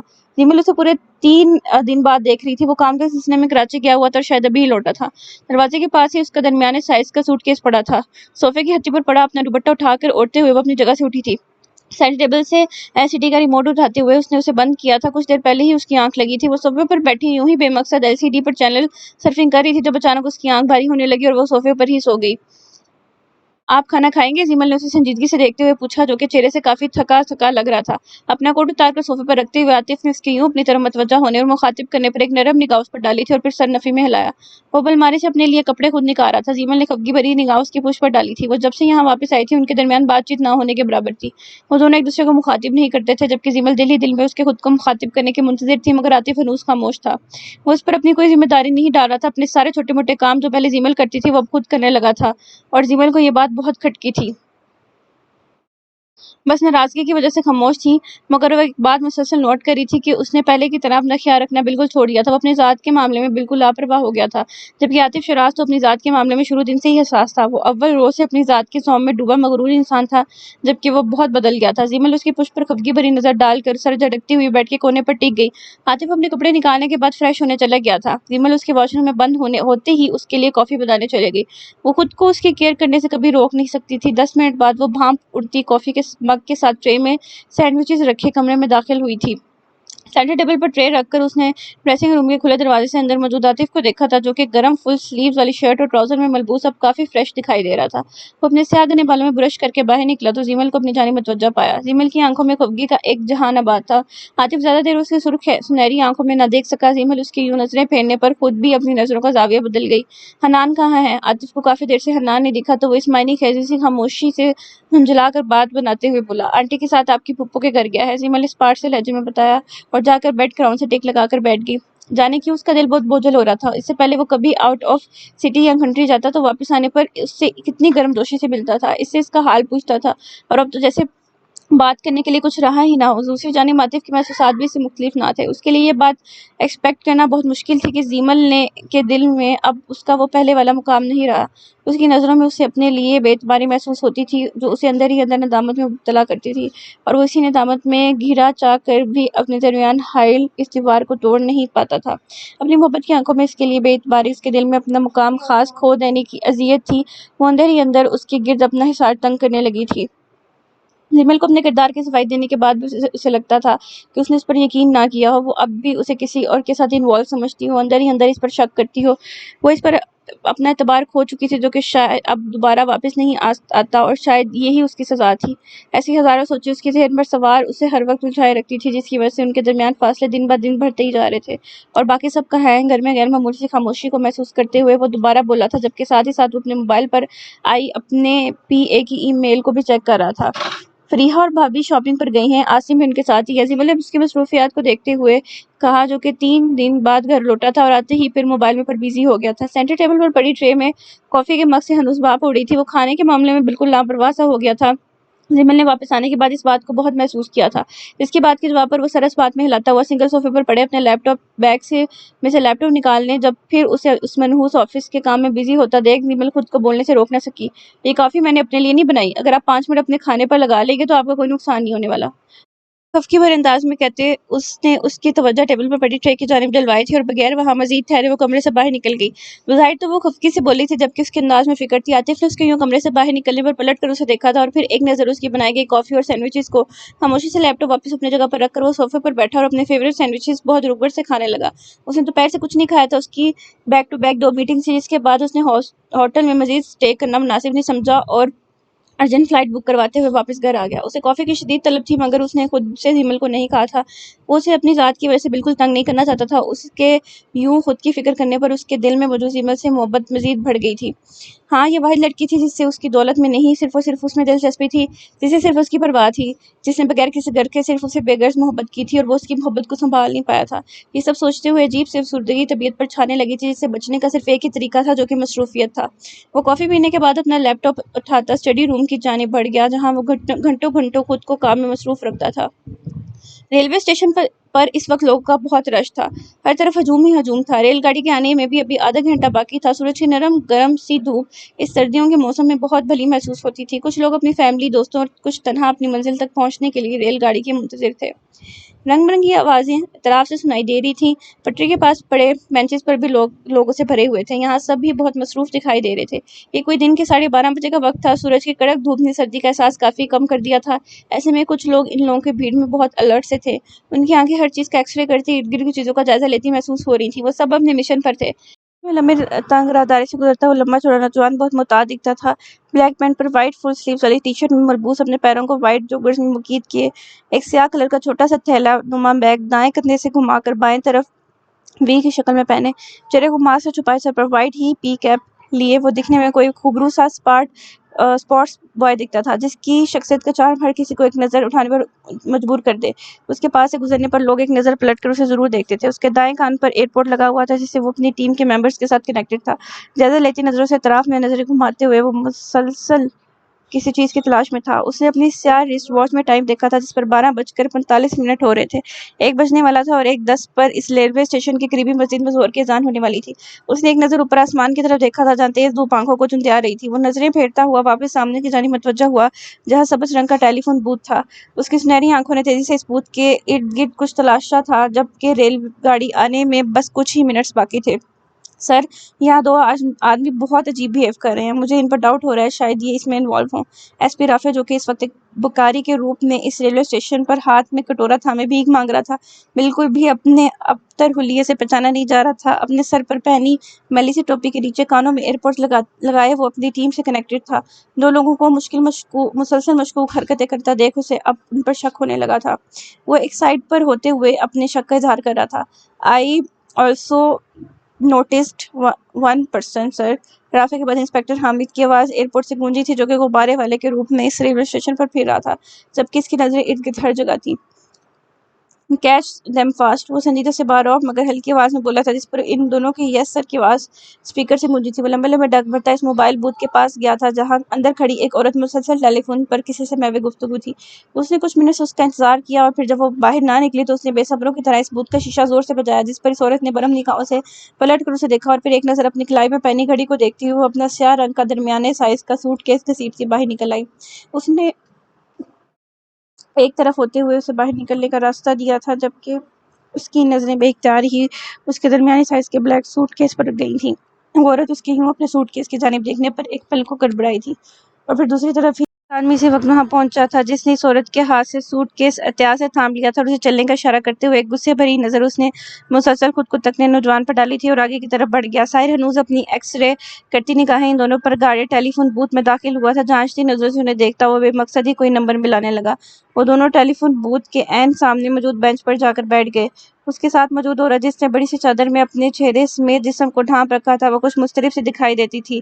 तकरीबन 5 मिनट यूं ही बैठे रहने के बाद वो औरत उठकर वहां से चली गई थी, जबकि वो आदमी सूटकेस खोलकर इसमें से एक सफरी बैग बाहर निकालकर उसे बेंच पर रखता इतराफ में मुहताज निगाह डालकर खुद भी वहां से लम्हों में गायब हुआ था। उसे खुद चोरों की तरह भागते देख साइड की पेशानी पर शुक्लों का जाल नमूदार हुआ था। वो इन दोनों की तस्वीर कुछ देर पहले ही अपने मोबाइल से ले चुका था, जबकि अब इन दोनों को यूं आगे पीछे भागते देख उसने आउटडोर पर खड़े इंस्पेक्टर फाइक को उनकी तस्वीरें सेंड की थी, जो कि अलर्ट सा वहां बेंच पर बैठा अपने ऊपर अच्छे से शॉल ओढ़े बज़ाहिर किसी मुसाफिर की तरह वहां बैठा हर आने जाने वाले पर नजर रखे हुए था। इंस्पेक्टर फाइक, ये दोनों भागने नहीं चाहिए, केयरफुल, तहकम भरे लहजे में कहता वो अपनी पी कैप मजीद दुरुस्त करता सर झुका इस मोबाइल बूथ से बाहर निकला था। इंस्पेक्टर फाइक उसका ऑर्डर और तस्वीरें मिलते ही इन दोनों के पीछे लग गया था और उसके साथ कुछ और लोग भी थे, जिन्होंने उन्हें फरार होने से पहले ही तो पहुंच लिया था। गाड़ी आने में बस 5 मिनट ही बचे थे और जोहर के अजान होने में 7 मिनट। और लंबे लंबे टक भरता इस बेंच तक पहुंचा था और बहुत ही नामहसूस अंदाज में जरा सा झुक कर उसने इस बैग को उठा लिया था, जबकि इस बैग को थामते ही उसे अपना शक दुरुस्त लगा। इसके जबड़े तन से गए। वो बगैर इर्द गिर्द देखे सीधा चलता हुआ वहां से बाहर निकला था। उसके पास वक्त बहुत कम था और यहाँ सैकड़ों लोगों की जिंदगी का सवाल था। उसकी जरा सी कोताही इन सबकी जान ले सकती थी। सर, आप कहाँ जा रहे हैं? क्या आपके हाथ में भी वही बैग है? अपने सामने से अजनबियों की तरह से गुजरते साहिर को देखकर राफे मध्यम सी आवाज में हैरानी से बोला था। इंस्पेक्टर हामिद को यहाँ छोड़कर बैग साइड पर पहुंचो फास्ट। वो एहतियात से कदम उठाते इस रेलवे स्टेशन की पिछली तरफ आ गया था, जहाँ रश बहुत कम था। गाड़ी आने में बस 2 ही मिनट बचे थे। इससे ज्यादा बस बैग को दूर नहीं ले जा सकता था, क्योंकि इसके पास वक्त बहुत कम था। उसे भी कुछ करना था इससे पहले कि बहुत देर हो जाती। उसने कदरे कोने वाली साइड पर आकर एक लकड़ी के नॉर्मल साइज के टेबल पर इस बैग को रखा था। बैग के अंदर से हनूज हल्की हल्की बीप की आवाज और वाइब्रेशंस की आवाज महसूस हो रही थी। उसने तराफ में नजर डालकर इस बैग की जिप खोली थी, जहां अंदर मौजूद एक शॉल को हटाते ही बम देखकर वो लब सख्ती से भींच कर रह गया। इस बम को ब्लास्ट होने में सिर्फ 1 ही मिनट बचा था, बिल्कुल जोर की जान की तरह, जो कि 1 मिनट बाद होने वाली थी। उसे जल्दी से अपने कंधे पर डाले थैले नुमा बैग को उतारा था और इसमें से एक कटर निकाला था। इस बम पर ढेरों तारों का गुच्छा था। इतने में राफे आंधी तूफान की तरह वहां पहुंचा था और उसके करीब आती उसकी नजर इस बम पर पड़ी जो कि चंद ही सेकंड में ब्लास्ट होने वाला था। इस पर टाइमर चल रहा है 35, 34, 33। इस टाइमर को देखते हुए राफे की पेशानी पर बेख्तियारी पसीना नमदार हुआ था और हलक में कांटे से उगने लगे थे। ये चंद सेकंड हजारों लोगों की जिंदगी और मौत का फैसला कर सकते थे। ये चंद सेकंड उन हजारों लोगों की जिंदगियों से जुड़े हुए थे। शायर के चेहरे पर बहुत से तासुरात थे। उसका दिमाग बहुत तेजी से जमा तफरीक कर रहा था। इन लोगों की जिंदगियां उसके फैसले से जुड़ी थी। वो एक पल को कंफ्यूज हो रहा था कि आखिर वो कौन सी सही तार है जिसे काटने से ये बम डिफ्यूज हो जाएगा। यहाँ पर गलती की कोई गुंजाइश नहीं थी, या तो आर या पार। अगर सिर्फ उसकी अपनी जिंदगी का सवाल होता तो शायद वो कभी इतना ना सोचता, जबकि यहाँ इन सैकड़ों लोगों की जिंदगियों का सवाल था जो कि उसके फैसले से जुड़ी थी। टाइमर हनूस चल रहा था, सिर्फ 15 सेकंड बचे थे। उसने ज़ेरे लब अल्लाह को पुकारा था और अपने बैग से कटर निकालते हुए इन तारों में से एक तार को हाथ में थामने ही वाला था जब राफे ने परेशानी से उसके कंधे पर हाथ रखा था। सर! राफे के लहजे में मौजूद डर उसके अंदर की अबतर हालत का पता देता था, मगर शायर असरार घबराने वालों में से नहीं था। वो एसएसपी था और इस वक्त इन लोगों की जिंदगियां उसकी जिम्मेदारी थी। 9, 8, 7। उसने एक नज़र अपने बहुत पीछे जमा सैकड़ों लोगों को देखा जो कि ट्रेन की आवाज़ सुनकर बेंचों से उठ खड़े हुए थे और अगले ही लम्हे अपने चेहरे पर पथरीले तासुरात सजाए। उसने अपनी मुंतखब करदा तार को काट दिया। राफे को अपने दिल कानों में धड़कता सुनाई दे रहा था। उसको तार काटना देख वो अपनी आंखों को जोर से मीच गया। उसे लगा वो सांस नहीं ले पाएगा। जबकि कुछ लम्हे यूं ही पुरसकून गुजर जाने के बाद उसने आंखें खोल कर देखा था। शायर बिल्कुल सही सलामत उसके सामने खड़ा था। उसके पीछे नजर आते सैकड़ों लोग हनूस अपने कामों में मगन थे। ट्रेन आ चुकी थी और वो सब ट्रेन में सवार होने लगे। दूसरी जानिब जोर की अज़ानें शुरू हो चुकी थी। राफे ने तशक्कुर भरी नजरों से अपने सामने खड़े शायर को देखा जो कि उसकी हालत पर एक अचट्टी सी निगाह उस पर डालता इस बम वाले बैग को बंद करने में लगा था। उसने सही वक्त पर सही तार को चूज करते हुए इस बम को डिफ्यूज कर दिया था, जिससे यहाँ मौजूद लोगों पर से खतरा टल गया था। यहाँ का अमन सुकून बर्बाद नहीं हुआ था। वो सब महफूज थे। राफे उसकी बदौलत इस खतरे के टल जाने पर बेइख्तियार उसके गले लगा था। उसके अंदाज से बेपनाह खुशी झलकती थी। साई ने ना चाहते हुए भी एसएसपी को गले लगाया था, जिसका बचपना जाने के इस दौर में खत्म होना था। थैंक यू सर, आपने सबको बचा लिया। मुझे बहुत डर लग रहा था। नहीं, डर नहीं, मैं बहुत घबरा गया था। राफे ने इसे लहदा होते हुए मुतशक्किर से लहजे में कहा। इसके चेहरे की खुशी दीदनी थी। It's my duty SP Rafe. Sai ने उसे जताया था कि उसने जो भी किया वो उसका फर्ज था। You are great sir. ऐसे तो नहीं, मैं आपका फैन हूँ। राफे ने एक बार फिर उसके मुसासिर कुन स्मार्टनेस को देखते हुए सराहने वाले अंदाज में कहा, जिस पर साइड ने स्पार्ट से निगाह उस पर डाली थी और एयरपोर्ट से आती इंस्पेक्टर 5 की आवाज़ को सुनने लगा, जिसने उसे बताया था कि वो इन दोनों को अरेस्ट कर चुका है। जिसे सुनते ही उसका मूड खुशगवार हुआ था। उसने इन्हें पुलिस स्टेशन ले जाने का हुक्म दिया। Finally mission is successful. वो भी मुस्कुराते हुए मुतशक्किर से लहजे में बोला था। इन दोनों बैग्स को वहीं छोड़ता हुआ बाहर की तरफ चलने लगा। वो दिल में अल्लाह का शुक्रगुजार था जिसने हमेशा की तरह उसका साथ दिया। राफे जल्दी से इन दोनों बैग्स को उठाते हुए उसके पीछे लपका था, जबकि उसे अपने हुले की तो परवाह नहीं थी। वो जो कि भिखारी बनकर सचमुच का भिखारी लग रहा था। सर! राफे ने उसके बराबर आते हुए उसके साथ साथ चलते हुए उसे मुतजस्सिस से लहजे में पुकारा था, जिस पर शायर ने गर्दन मोड़कर एक नजर उस पर डाली थी और फिर सर पर पी कैप को दुरुस्त करता हुआ बाहर की तरफ चलने लगा। आपको कैसे पता कि यहाँ पर इस वक्त बम ब्लास्ट होने वाला है? राफे ने तजस्सुस से उसके कदमों के साथ कदम मिलाते हुए पूछा। आज सुबह ही उसने इन सबको इमरजेंसी पुलिस स्टेशन बुलाया था और यहाँ पर बम ब्लास्ट की न्यूज देते हुए लम्हों में एक स्ट्रॉन्ग प्लानिंग की थी, जिसमें शहरियों की हिफाजत के साथ साथ ऐसे गुनहगारों को दबोचना भी शामिल था। साइर ने मिनटों में एक शानदार प्लानिंग करते हुए इन सबको उनके कामों पर लग जाने को कहा था, जबकि राफे के जहन में ये मुसलसल सवाल गर्दिश कर रहा था। पूछने का मौका उसे मिला था। उसके बाद सवाल पर साहिर के जहन की स्क्रीन पर एक पल के लिए परसों रात का मंजर लहरा था, जिसमें सुलझी हुई तस्वीर को सुलझाने पर उसे मुकम्मल कहानी समझ में आ गई थी। और जो कोई भी था उसने इसे तस्वीर के जरिए मुकम्मल इन्फॉर्मेशन फराहम की थी। बस सामने वाला और हाजिर दिमाग होना चाहिए था और उसकी जहानी किसी तारीफ की मुताज नहीं थी। इस तस्वीर में जो मौजूद रेलवे स्टेशन की तरफ इशारा करती धूप से चमकता सूरज दिन के वक्त का बताता था। ऐन सूरज निकलने वक्त एक तरफ होती मस्जिद के अजान से जोहर या असर के वक्त का अजान का अंदाजा होता था। एक तरफ आग की लपेट में आए लोग वाज़ेह तौर पर किसी बम या आग के हादसे की तरफ इशारा करते थे।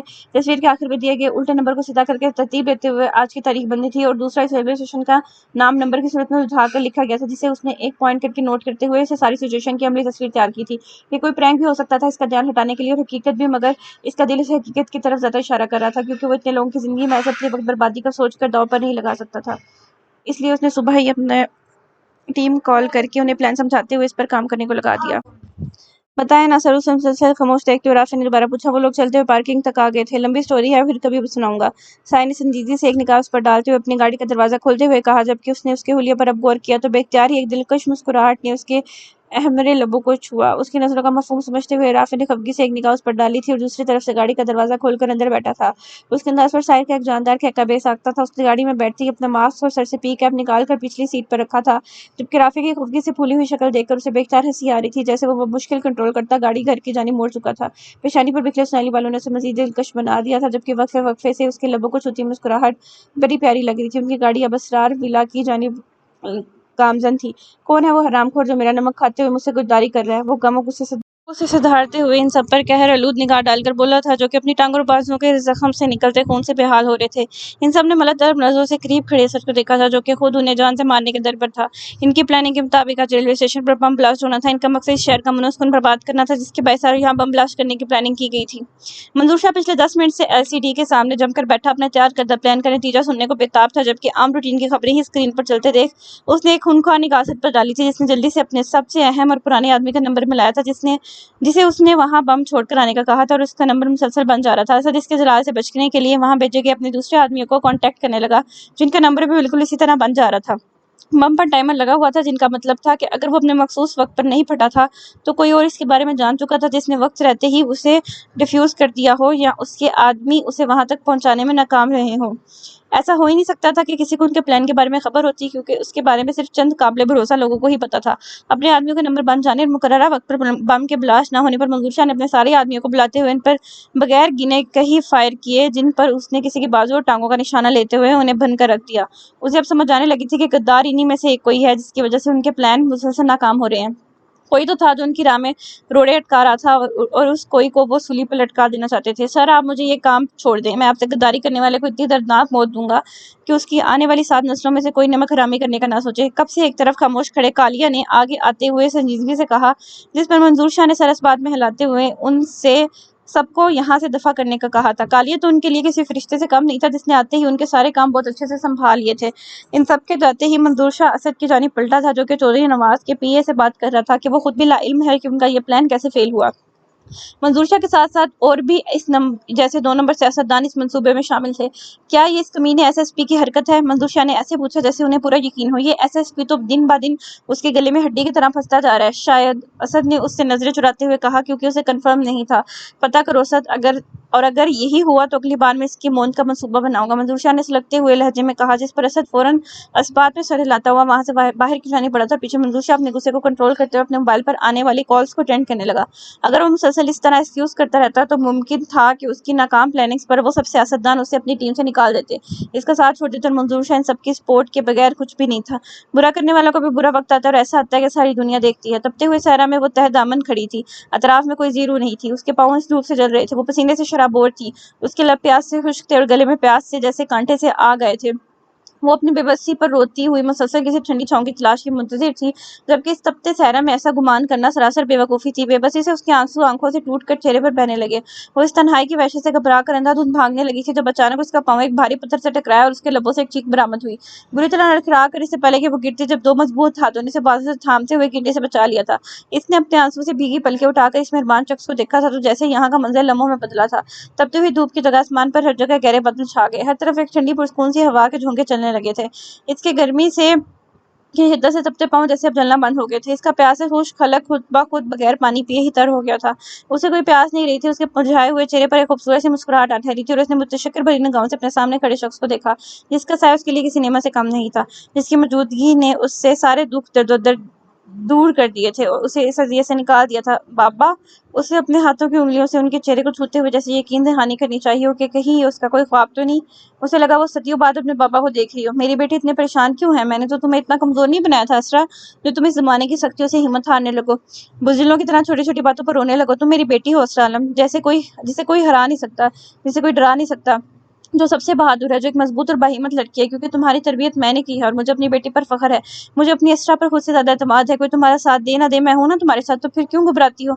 अल्लाह है ना तुम्हारे साथ, फिर क्यों हिम्मत हारती हो? जिसके पास माँ बाप की सपोर्ट हो, जिसका रब उसके साथ हो, वो इंसान कभी नहीं घबराता, कभी नहीं डरता। वो न डर होता है। मेरी बेटी न डर है, मेरे जिगर का टुकड़ा है। उसकी आंखों से निकलते पल पल कीमती आंसू को अपनी उंगलियों की पोरों पर चुनते अपने दोनों हाथों में उसका चेहरा थामे वो शायद उसकी मुश्किल भाम गए थे, या शायद असरा को उन्हें बताने की जरूरत नहीं थी, क्योंकि वो तो उनके जिस्म का हिस्सा थी। और ऐसा कैसे हो सकता था कि हमारे जिस्म का कोई हिस्सा तकलीफ में और उसकी खबर ही ना हो? उनकी बातों से असरा के आंसुओं में मजीद रवानी आई थी, और वो एक लम्हे की ताखीर किए बगैर अपने बाबा के गले लगी थी और इन्हें खुद में भींचते और जैसे उनमें छुप जाना चाहती थी। आप मुझे अब छोड़कर मत जाइएगा बाबा, मुझे आपके साथ रहना है, मुझे अपने साथ ले जाए। یہ سب لوگ بہت برے ہیں بابا، یہ سب لوگ مجھ پہ الزام لگاتے ہیں، میں تھک گئی ہوں بابا، مجھے سکون چاہیے، مجھے پلیز اپنے ساتھ لے جائیں۔ اسرا نے بے قراری سے انہیں اپنی کیفیت، اپنی بے بسی بتاتے ہوئے کہا۔ اس کا لہجہ آنسو سے بھیگا ہوا تھا، اس کی آواز رندی ہوئی تھی۔ تمہیں ایک دن میرے پاس ہی آنا ہے اسرا، آزمائش پوری ہونے سے پہلے مت تھکنا اسرا، ورنہ یہ تمہارے لیے سوائے گھاٹے کے سودے کے اور کچھ نہیں ہوگا۔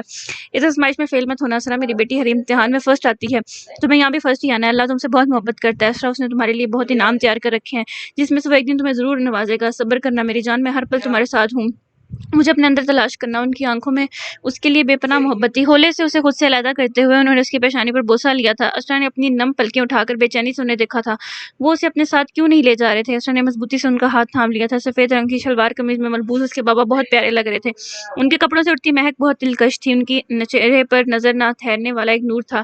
اسرا نے بے چینی سے ان کے ہاتھوں پر اپنے ہاتھوں کی گرفت سخت کی جس پر وہ مبہم سا مسکرائے تھے۔ میں نے تمہیں اللہ کے حوالے کیا میری جان، اپنے ہاتھوں کو اس کے نازک سے ہاتھوں سے نکالتے ہوئے سنجیدگی سے گویا ہوئے تھے، اور پھر اس پر ایک الوداعی نظر ڈال کر وہ پلٹ گئے تھے۔ ان کا عکس آہستہ آہستہ دھندلا ہونے والا تھا۔ اسرا چاہ کر بھی اپنے بابا کو چھو نہیں پا رہی تھی، وہ کہیں غائب ہو گئے تھے۔ اسرا نے متلاشی نگاہوں سے بے چینی سے گردن موڑ کر ارد گرد دیکھا تھا، جہاں پھر سے تپتی دھوپ کی تپش ایک دم 400 پھیل گئی تھی۔ اسرا کو لگا اس وحشت سے پاگل ہو جائے گی۔ وہ بے بسی سے گھٹنوں کے بل نیچے بیٹھے ہوئے اپنے بابا کو آوازیں دینے لگی جو کہ جانے کہاں چلے گئے تھے۔ بابا! ایک جھٹکے سے اس نے اپنی بند آنکھیں کھول لی تھیں اور بستر سے اٹھ کر بیٹھی۔ وہ اتنی سردی میں بھی پسینے سے شرابور تھی۔ اس نے حیرانی سے ایک نظر پورے کمرے میں دیکھا، وہ کچھ دیر پہلے ظہر کی نماز پڑھ کر سو گئی تھی۔ اس کا چہرہ آنسو سے تر تھا، جبکہ نیند کھلنے پر اپنے خواب کو سمجھتے ہوئے وہ اپنا چہرہ دونوں ہاتھوں میں چھپائے رو دی۔ اسے اپنے بابا کے پاس جانا تھا، اس نے انہیں کافی مہینوں بعد آج اپنے خواب میں دیکھا تھا۔ اسرا کا دل اتنی تیزی سے دھڑک رہا تھا کہ اس کی دھڑکنیں اسے اپنے کانوں میں سنائی دینے لگی، اور اتنی شدت سے اپنے بابا کی یاد آنے لگی کہ اس کا بس چلتا تو وہ اڑ کر ان کے پاس چلی جاتی۔ اس نے چہرے سے آنسو صاف کیے تھے اور اپنے اوپر سے ضبط کھوتے ہوئے وہ بیڈ کی دوسری جانب پڑا، اپنا دوپٹہ اوڑھتے ہوئے، اپنے پاؤں میں جوتا پہنتے ہوئے کمرے سے باہر نکلی تھی۔ آج وہ خود کو روک نہیں پائی تھی۔ خواب میں اپنے بابا کو دیکھنے کے بعد اسرا کا شدت سے دل چاہ رہا تھا کہ وہ بس جا کر اپنے ماں باپ کی آغوش میں چھپ جائے، پھر چاہے اسے کوئی بھی قیمت چکانی پڑے، اسے پرواہ نہیں تھی۔ اس وقت وہ ہر سو دوزیاں سے بے نیاز تھی، اسے بس اپنے بابا کے پاس جانا تھا۔ وہ بہت بے قرار بے چین سی ہو رہی تھی۔ لاؤنج میں ملازمہ سے ساحر کے بارے میں پوچھتے ہوئے اسے پتہ چلا کہ وہ گھر پر ہی ہے اور ابھی باہر لان کی طرف گیا ہے، جس پر اثر لاتی ہوئی باہر کی جانب بڑھی تھی، جبکہ اس کا ضبط سے سرخ چہرہ اور آنسوں سے لبریز آنکھوں کو دیکھتے ہوئے ملازمہ کو اس کی طبیعت ٹھیک نہ لگی۔ وہ متفکری سے اسے دیکھنے لگی، جبکہ اس لڑکے کی سادگی میں ڈوبے حسن کو اسے متاثر کن نگاہوں سے دیکھا تھا۔ اس رات کے بعد ہی اسرا کو بہت حساس ہو گئی تھی۔ ایک انجانا سا ڈر اس کے دل میں بیٹھ گیا تھا کہ اگر وہ اس شخص سے اس دن مار دیتا تو وہ اپنے ماں باپ کو اپنی بے گناہی کا بتائے بغیر ہی، انہیں اپنی پاک دامنی کا یقین دلائے بغیر ہی اس دنیا سے چلی جاتی۔ اس دن سے اس کے اندر مسلسل ایک سر جنگ جاری تھی جو اس شخص سے بغاوت پر اکسا رہی تھی، اور آج رہی بچی کسر اس خواب نے پوری کر دی۔ اپنے بابا کو دیکھ لینے کے بعد جیسے وہ بے اختیار ہو گئی تھی، اب یہاں اسے کوئی روک نہیں سکتا تھا، اور وہ خود کسی قیمت پر رکنے والی نہیں تھی۔ انجام کی پرواہ کیے بغیر وہ فیصلہ لے چکی تھی، اور اسے دیکھ کر لگتا تھا کہ آج کوئی اس کے ارادوں سے روک نہیں سکتا تھا۔ سورج کی تیز روشنی لان میں پھیلی ہوئی تھی، مالی پودوں کے کان چھانٹ کر رہا تھا۔ مین گیٹ کے پاس 3 گارڈز ہاتھ میں گنز تھامے الرٹ سے دائیں بائیں جانب چکر کاٹ رہے تھے۔ اسرا نے متنفر سی نظر ان گارڈز پر ڈالی تھی اور بغیر کسی اور طرف دیکھے وہ تیز قدم اٹھاتی لان کی جانب بڑھی تھی، جہاں سے آہستہ آواز میں اس کے بولنے کی آوازیں آ رہی تھیں۔ اسرا کی بے چینی، اس کے اضطراب کا اندازہ اس کی اس جانب اٹھتے قدموں سے لگایا جا سکتا تھا جن کی چال میں لڑکھڑاہٹ سی تھی۔ اس کی آنکھوں سے آنسو وقفے سے جاری تھے، جسے وہ بار بار اپنی آنکھوں کو رگڑتے ہوئے صاف کر رہی تھی۔ وہ ابھی تک اس خواب کی زیر اثر ہی تھی، اس کا دل مسلسل ایک انجانی سی کیفیت میں مبتلا تھا جس کی اذیت بہت تکلیف دہ تھی، جس کا بوجھ بہت بھاری تھا، اور اس کیفیت میں خود کو بے بسی محسوس کر رہی تھی۔ اس کی پشت پر نظر پڑتے ہی وہ رک گئی تھی، جو کہ ہنستے ہوئے کسی سے فون پر گفتگو کر رہا تھا۔ اس کے چہرے پر اطمینان تھا، سکون تھا، اس کے انداز سے بے فکری جھلکتی تھی۔ وہ مسلسل محظوظ ہوتے ہوئے کسی سے موبائل پر گفتگو کر رہا تھا۔ اسرا اس کا نیم رخ دیکھ سکتی تھی، اسے یوں مطمئن اور ہنستا مسکراتا دیکھ وہ لب بھیج کر رہ گئی۔ کسی انسان کی وجہ سے آج وہ اس حال میں تھی۔ ہاں، اسے اس وقت یہی اپنا سب سے بڑا قصور لگا جو اب بقول اسرا کے ہاتھ پر ہاتھ دھر کر بیٹھا تھا اور بک چکا تھا۔ یہ شخص تو خود بے ایمان تھا، اسرا کیسے اسے انصاف کی امید لگا سکتی تھی؟ اسے اپنی بے وقوفی پر غصہ آیا۔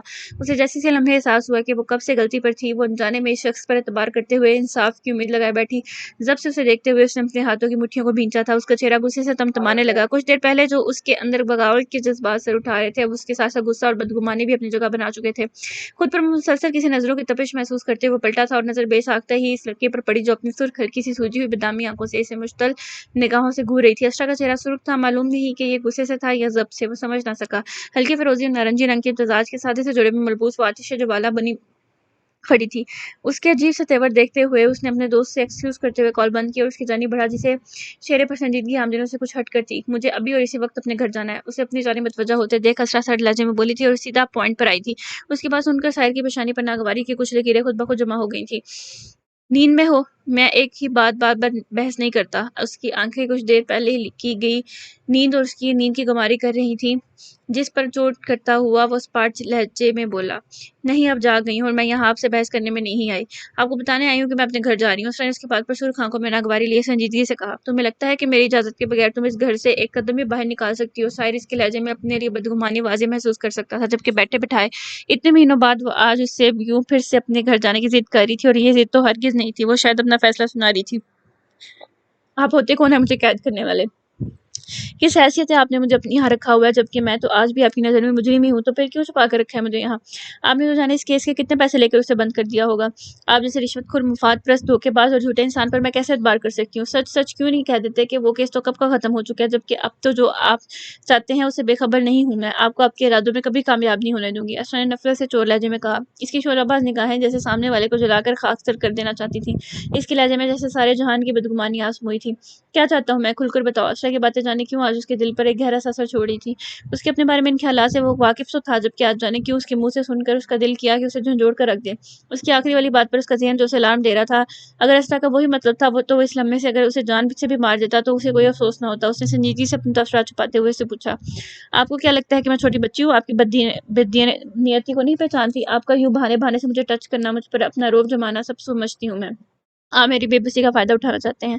میرا بس چلے تو آپ کے ان ارادوں پر آپ پر ہراسمنٹ کا کیس کروں، اسرا نے تنفر بھرے لہجے میں کہا۔ وہ اپنے لفظوں سے اسے تکلیف دے سکتی تھی تو وہ دے رہی تھی۔ اس وقت وہ اس سے اس قدر بدگمان اور متنفر تھی کہ اسے اپنے لفظوں کا ذرا بھی احساس نہ ہوا۔ اگر وہ اس قدر غصے میں مبتلا نہ ہوتی تو شاید اپنے حواسوں میں اسرا کبھی بھی اتنی بڑی بات نہ کرتی، جبکہ اس کی کیئر اور محبت کو اس نے بدنیتی کا نام دیا تھا، جس پر سائے نے بہت ضبط سے اپنے دائیں ہاتھ کی مٹھی کو یوں بھینچا کہ اس کی مضبوط رگیں اچانک ہی اس کے ہاتھ پر نمودار ہوئی تھیں۔ اس نے کبھی عورتوں پر ہاتھ نہیں اٹھایا تھا، جبکہ اس کا دل تو کیا کہ اس کی گوہر افشانیوں پر اسے ایک تھپڑ جڑ دے جو اس کے کردار پر بات کر رہی تھی۔ کچھ دیر پہلے کا اس کا اچھا موڈ لمحوں میں غارت ہوا۔ اسرا نے نہ صرف اس کا موڈ برباد کیا بلکہ اس کی باتوں سے اس کا دماغ بھی خراب کر دیا۔ اس کا افلاطونی قسم کا غصہ آن کی آن میں اود آیا تھا، جس نے آنکھوں کو دہکایا اور رنگت کو بے تحاشا سرخ کر دیا۔ سورج کی روشنی آن اس کے چہرے پر پڑ کر اس کے غصے سے تمتماتے چہرے کو مزید روشن کر رہی تھی۔ اس کی بات پوری ہونے تک اس نے خود پر بمشکل ضبط کیا، جبکہ اس کی بات پوری ہوتے ہی اس نے انتہائی سخت گرفت میں اس کی کلائی کو جکڑتے ہوئے اسے ایک جھٹکے سے اپنے سامنے کیا تھا۔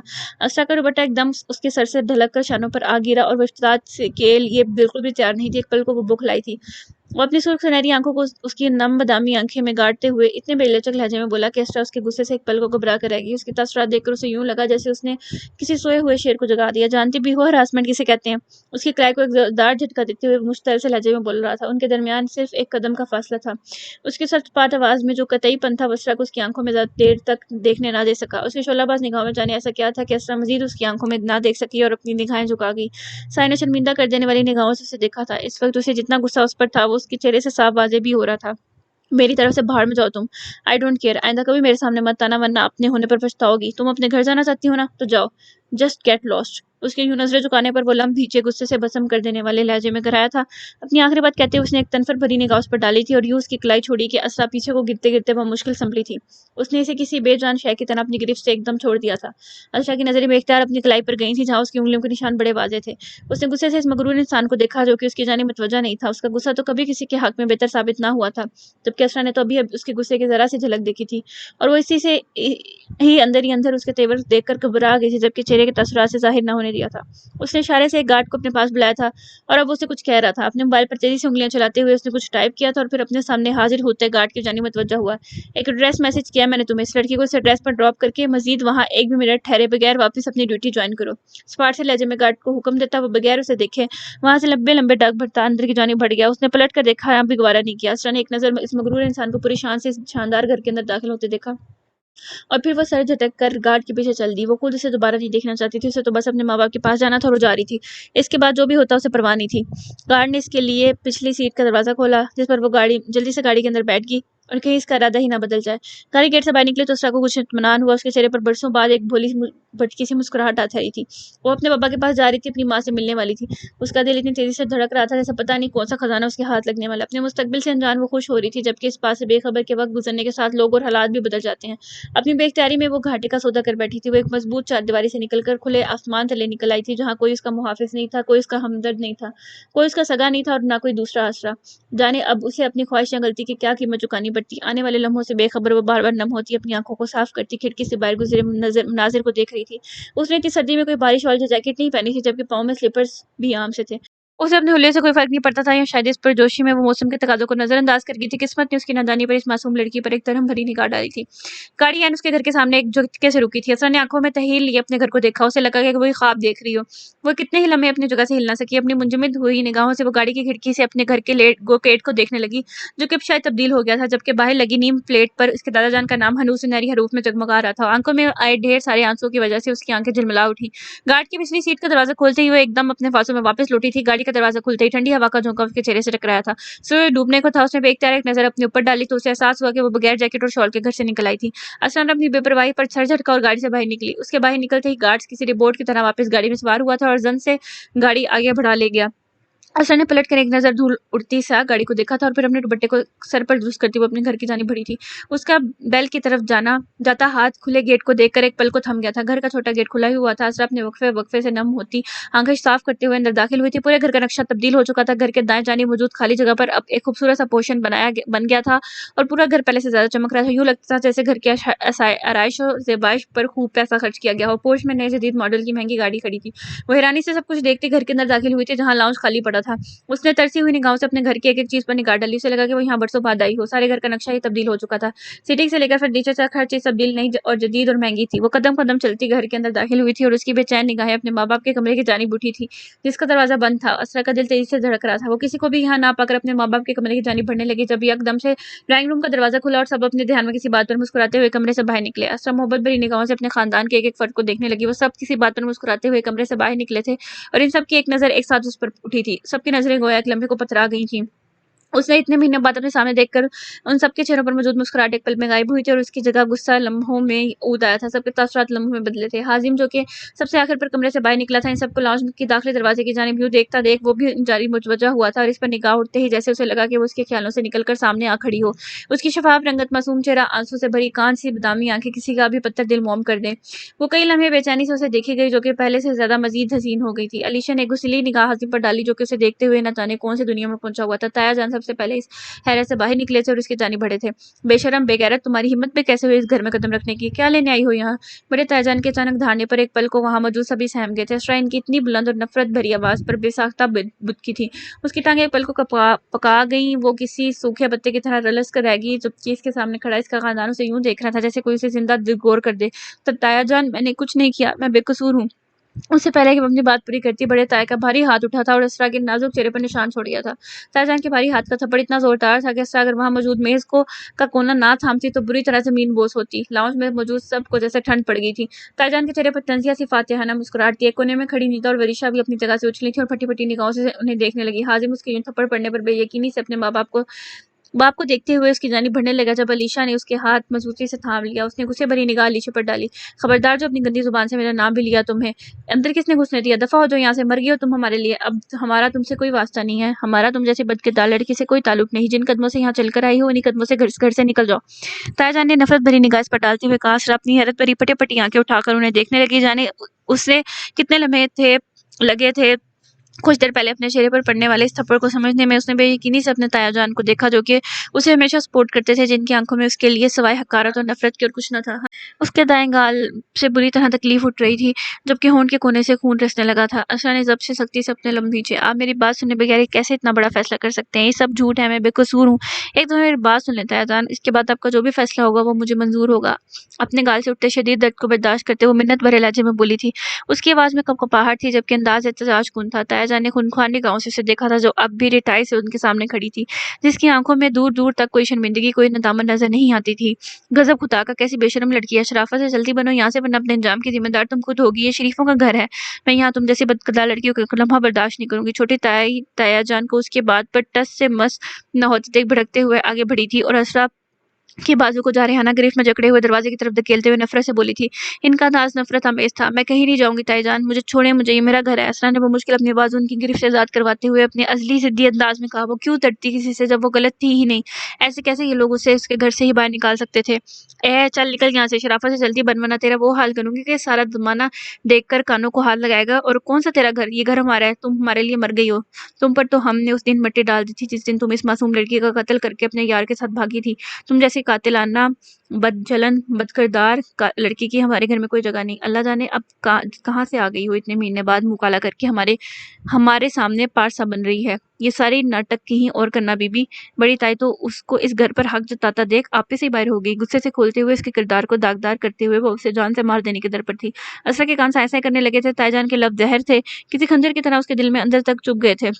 اسرا کی آنکھیں آنسوؤں سے لبالب بھر گئیں. وہ سانس روک کے بے یقینی سے ان سب بات کی آنکھوں میں اپنے لیے نفرت دیکھ رہی تھی. اسرا کو لگا آج روزے محشر ہو. وہ ان سب کے درمیان کھڑی اپنے اوپر اٹھتی انگلیوں کو دیکھ رہی تھی. ان کی آنکھوں میں اپنے لیے نفرت حقارت دیکھ رہی تھی. وہ سب ایک ہی دکھتے تھے. ان سب میں سے کوئی اس کی سننے والا نہ تھا، کوئی اس پر یقین کرنے والا نہ تھا، کوئی اس کا ہمدرد نہیں تھا. اسرا نے اپنے زخمی ہوتے دل سے نکلتی درد کی ٹھیسوں کو برداشت کرتے ہوئے ایک پل کو زور سے آنکھیں میچی تھی. وہ اب کسی کو اپنے کردار کی صفائی دینے والی نہیں تھی. مجھے لگا تھا کہ میں صرف دنیا کی ہی نظر میں مجرم ہوں. مجھ پر لگے اس الزام کو صرف یہ لوگ سچ مانتے ہیں کیونکہ وہ تو لوگ ہیں. ان کا تو کام ہی بغیر حقیقت جانے باتیں کرنا ہے. وہ مجھے نہیں جانتے، وہ میرے ماضی سے ناواقف ہیں، مگر آپ سب لوگ. اسرا نے اپنی آنسو سختی سے اپنے گالوں پر سے رگڑتے ہوئے اپنی شکوہ کناں نگاہیں اٹھا کر ایک نظر ان سب کو دیکھا جو کہ غصے سے سرخ چہرہ لیے کھڑے اسے کھا جانے والی نگاہوں سے دیکھ رہے تھے. اسرا کی آس بھری نظر جانے کیوں حازم پر اٹھی تھی، اور حازم کو لگا جیسے اب تک جو کچھ بھی اس نے اس کے بارے میں سنا وہ سب جھوٹ ہو، اس میں سے کوئی حقیقت نہ ہو. اس کی اسرا ایسی تو نہ تھی. اسرا کے لفظوں میں صدیوں کی مسافت تھی. اس کے الفاظ میں ایسا درد تھا جو کسی کے بھی پتھر دل میں دراڑ ڈال دیں. آپ لوگوں نے مجھ پر جتنے الزام لگانے تھے لگا لیے. اس سے مزید اپنے کردار کے بارے میں ایک لفظ نہیں سنوں گی. مجھے آپ کے اس گھر میں کوئی دلچسپی نہیں. میں اپنے ماں باپ سے ملنا چاہتی ہوں اور ان سے ملنے سے مجھے کوئی نہیں روک سکتا. اسرا نے برف سے سرد لہجے میں کہا. جب ان سب نے اسے بغیر کچھ سنے یا جانے مجرم قرار دے دیا تھا تو وہ بھی اب اپنے الفاظ ضائع نہیں کرنے والی تھی. اسے بس اپنے ماں باپ سے ملنا تھا جنہیں صفائی دینے کی اسے نہ کبھی ضرورت پیش آئی تھی اور نہ ہی کبھی اس نے دی تھی. ہاں وہ جانتی تھی کہ اس کے ماں باپ اس کے لیے پریشان ہوں گے، اس کے منتظر ہوں گے. ہاں ماں باپ سے ملنا ہے تمہیں اس گھر میں دلچسپی ہوگی بھی کیوں؟ تم نے کسی امیر آدمی کو پھنسا کر اسے شادی جو کر رکھی ہے. علیشا نے اس کے وجود کو ناگوار نظروں سے دیکھتے ہوئے طنزیہ سر جھٹک کر کہا. اسرا نے حیرانی سے اس کی جانب دیکھا تھا. اسے علیشا کا انداز بڑا عجیب لگا. غلط بات مت کرے علیشا، ابھی میں نے کوئی شادی نہیں کی. اسرا نے ضبط سے رندی ہوئی آواز میں مغزوم سے لہجے میں کہا. اس کا دل کیا کہ وہ چیخ چیخ کر سب کو بتائیں کہ اس نے کچھ نہیں کیا. اسرا کو ان سب کی نگاہوں سے گھن سی محسوس ہوئی. اسرا کی بات پر حازم نے حیرت سے اسے دیکھتے ہوئے بے یقینی سے اپنے ماں کی جانب دیکھا جو کہ اسے دیکھنے پر نظریں پھیر گئی. بھائی صاحب، آپ اس لڑکی کو اس گھر سے خود دھکے دے کر باہر پھینکیں گے یا میں اسے باہر نکالوں؟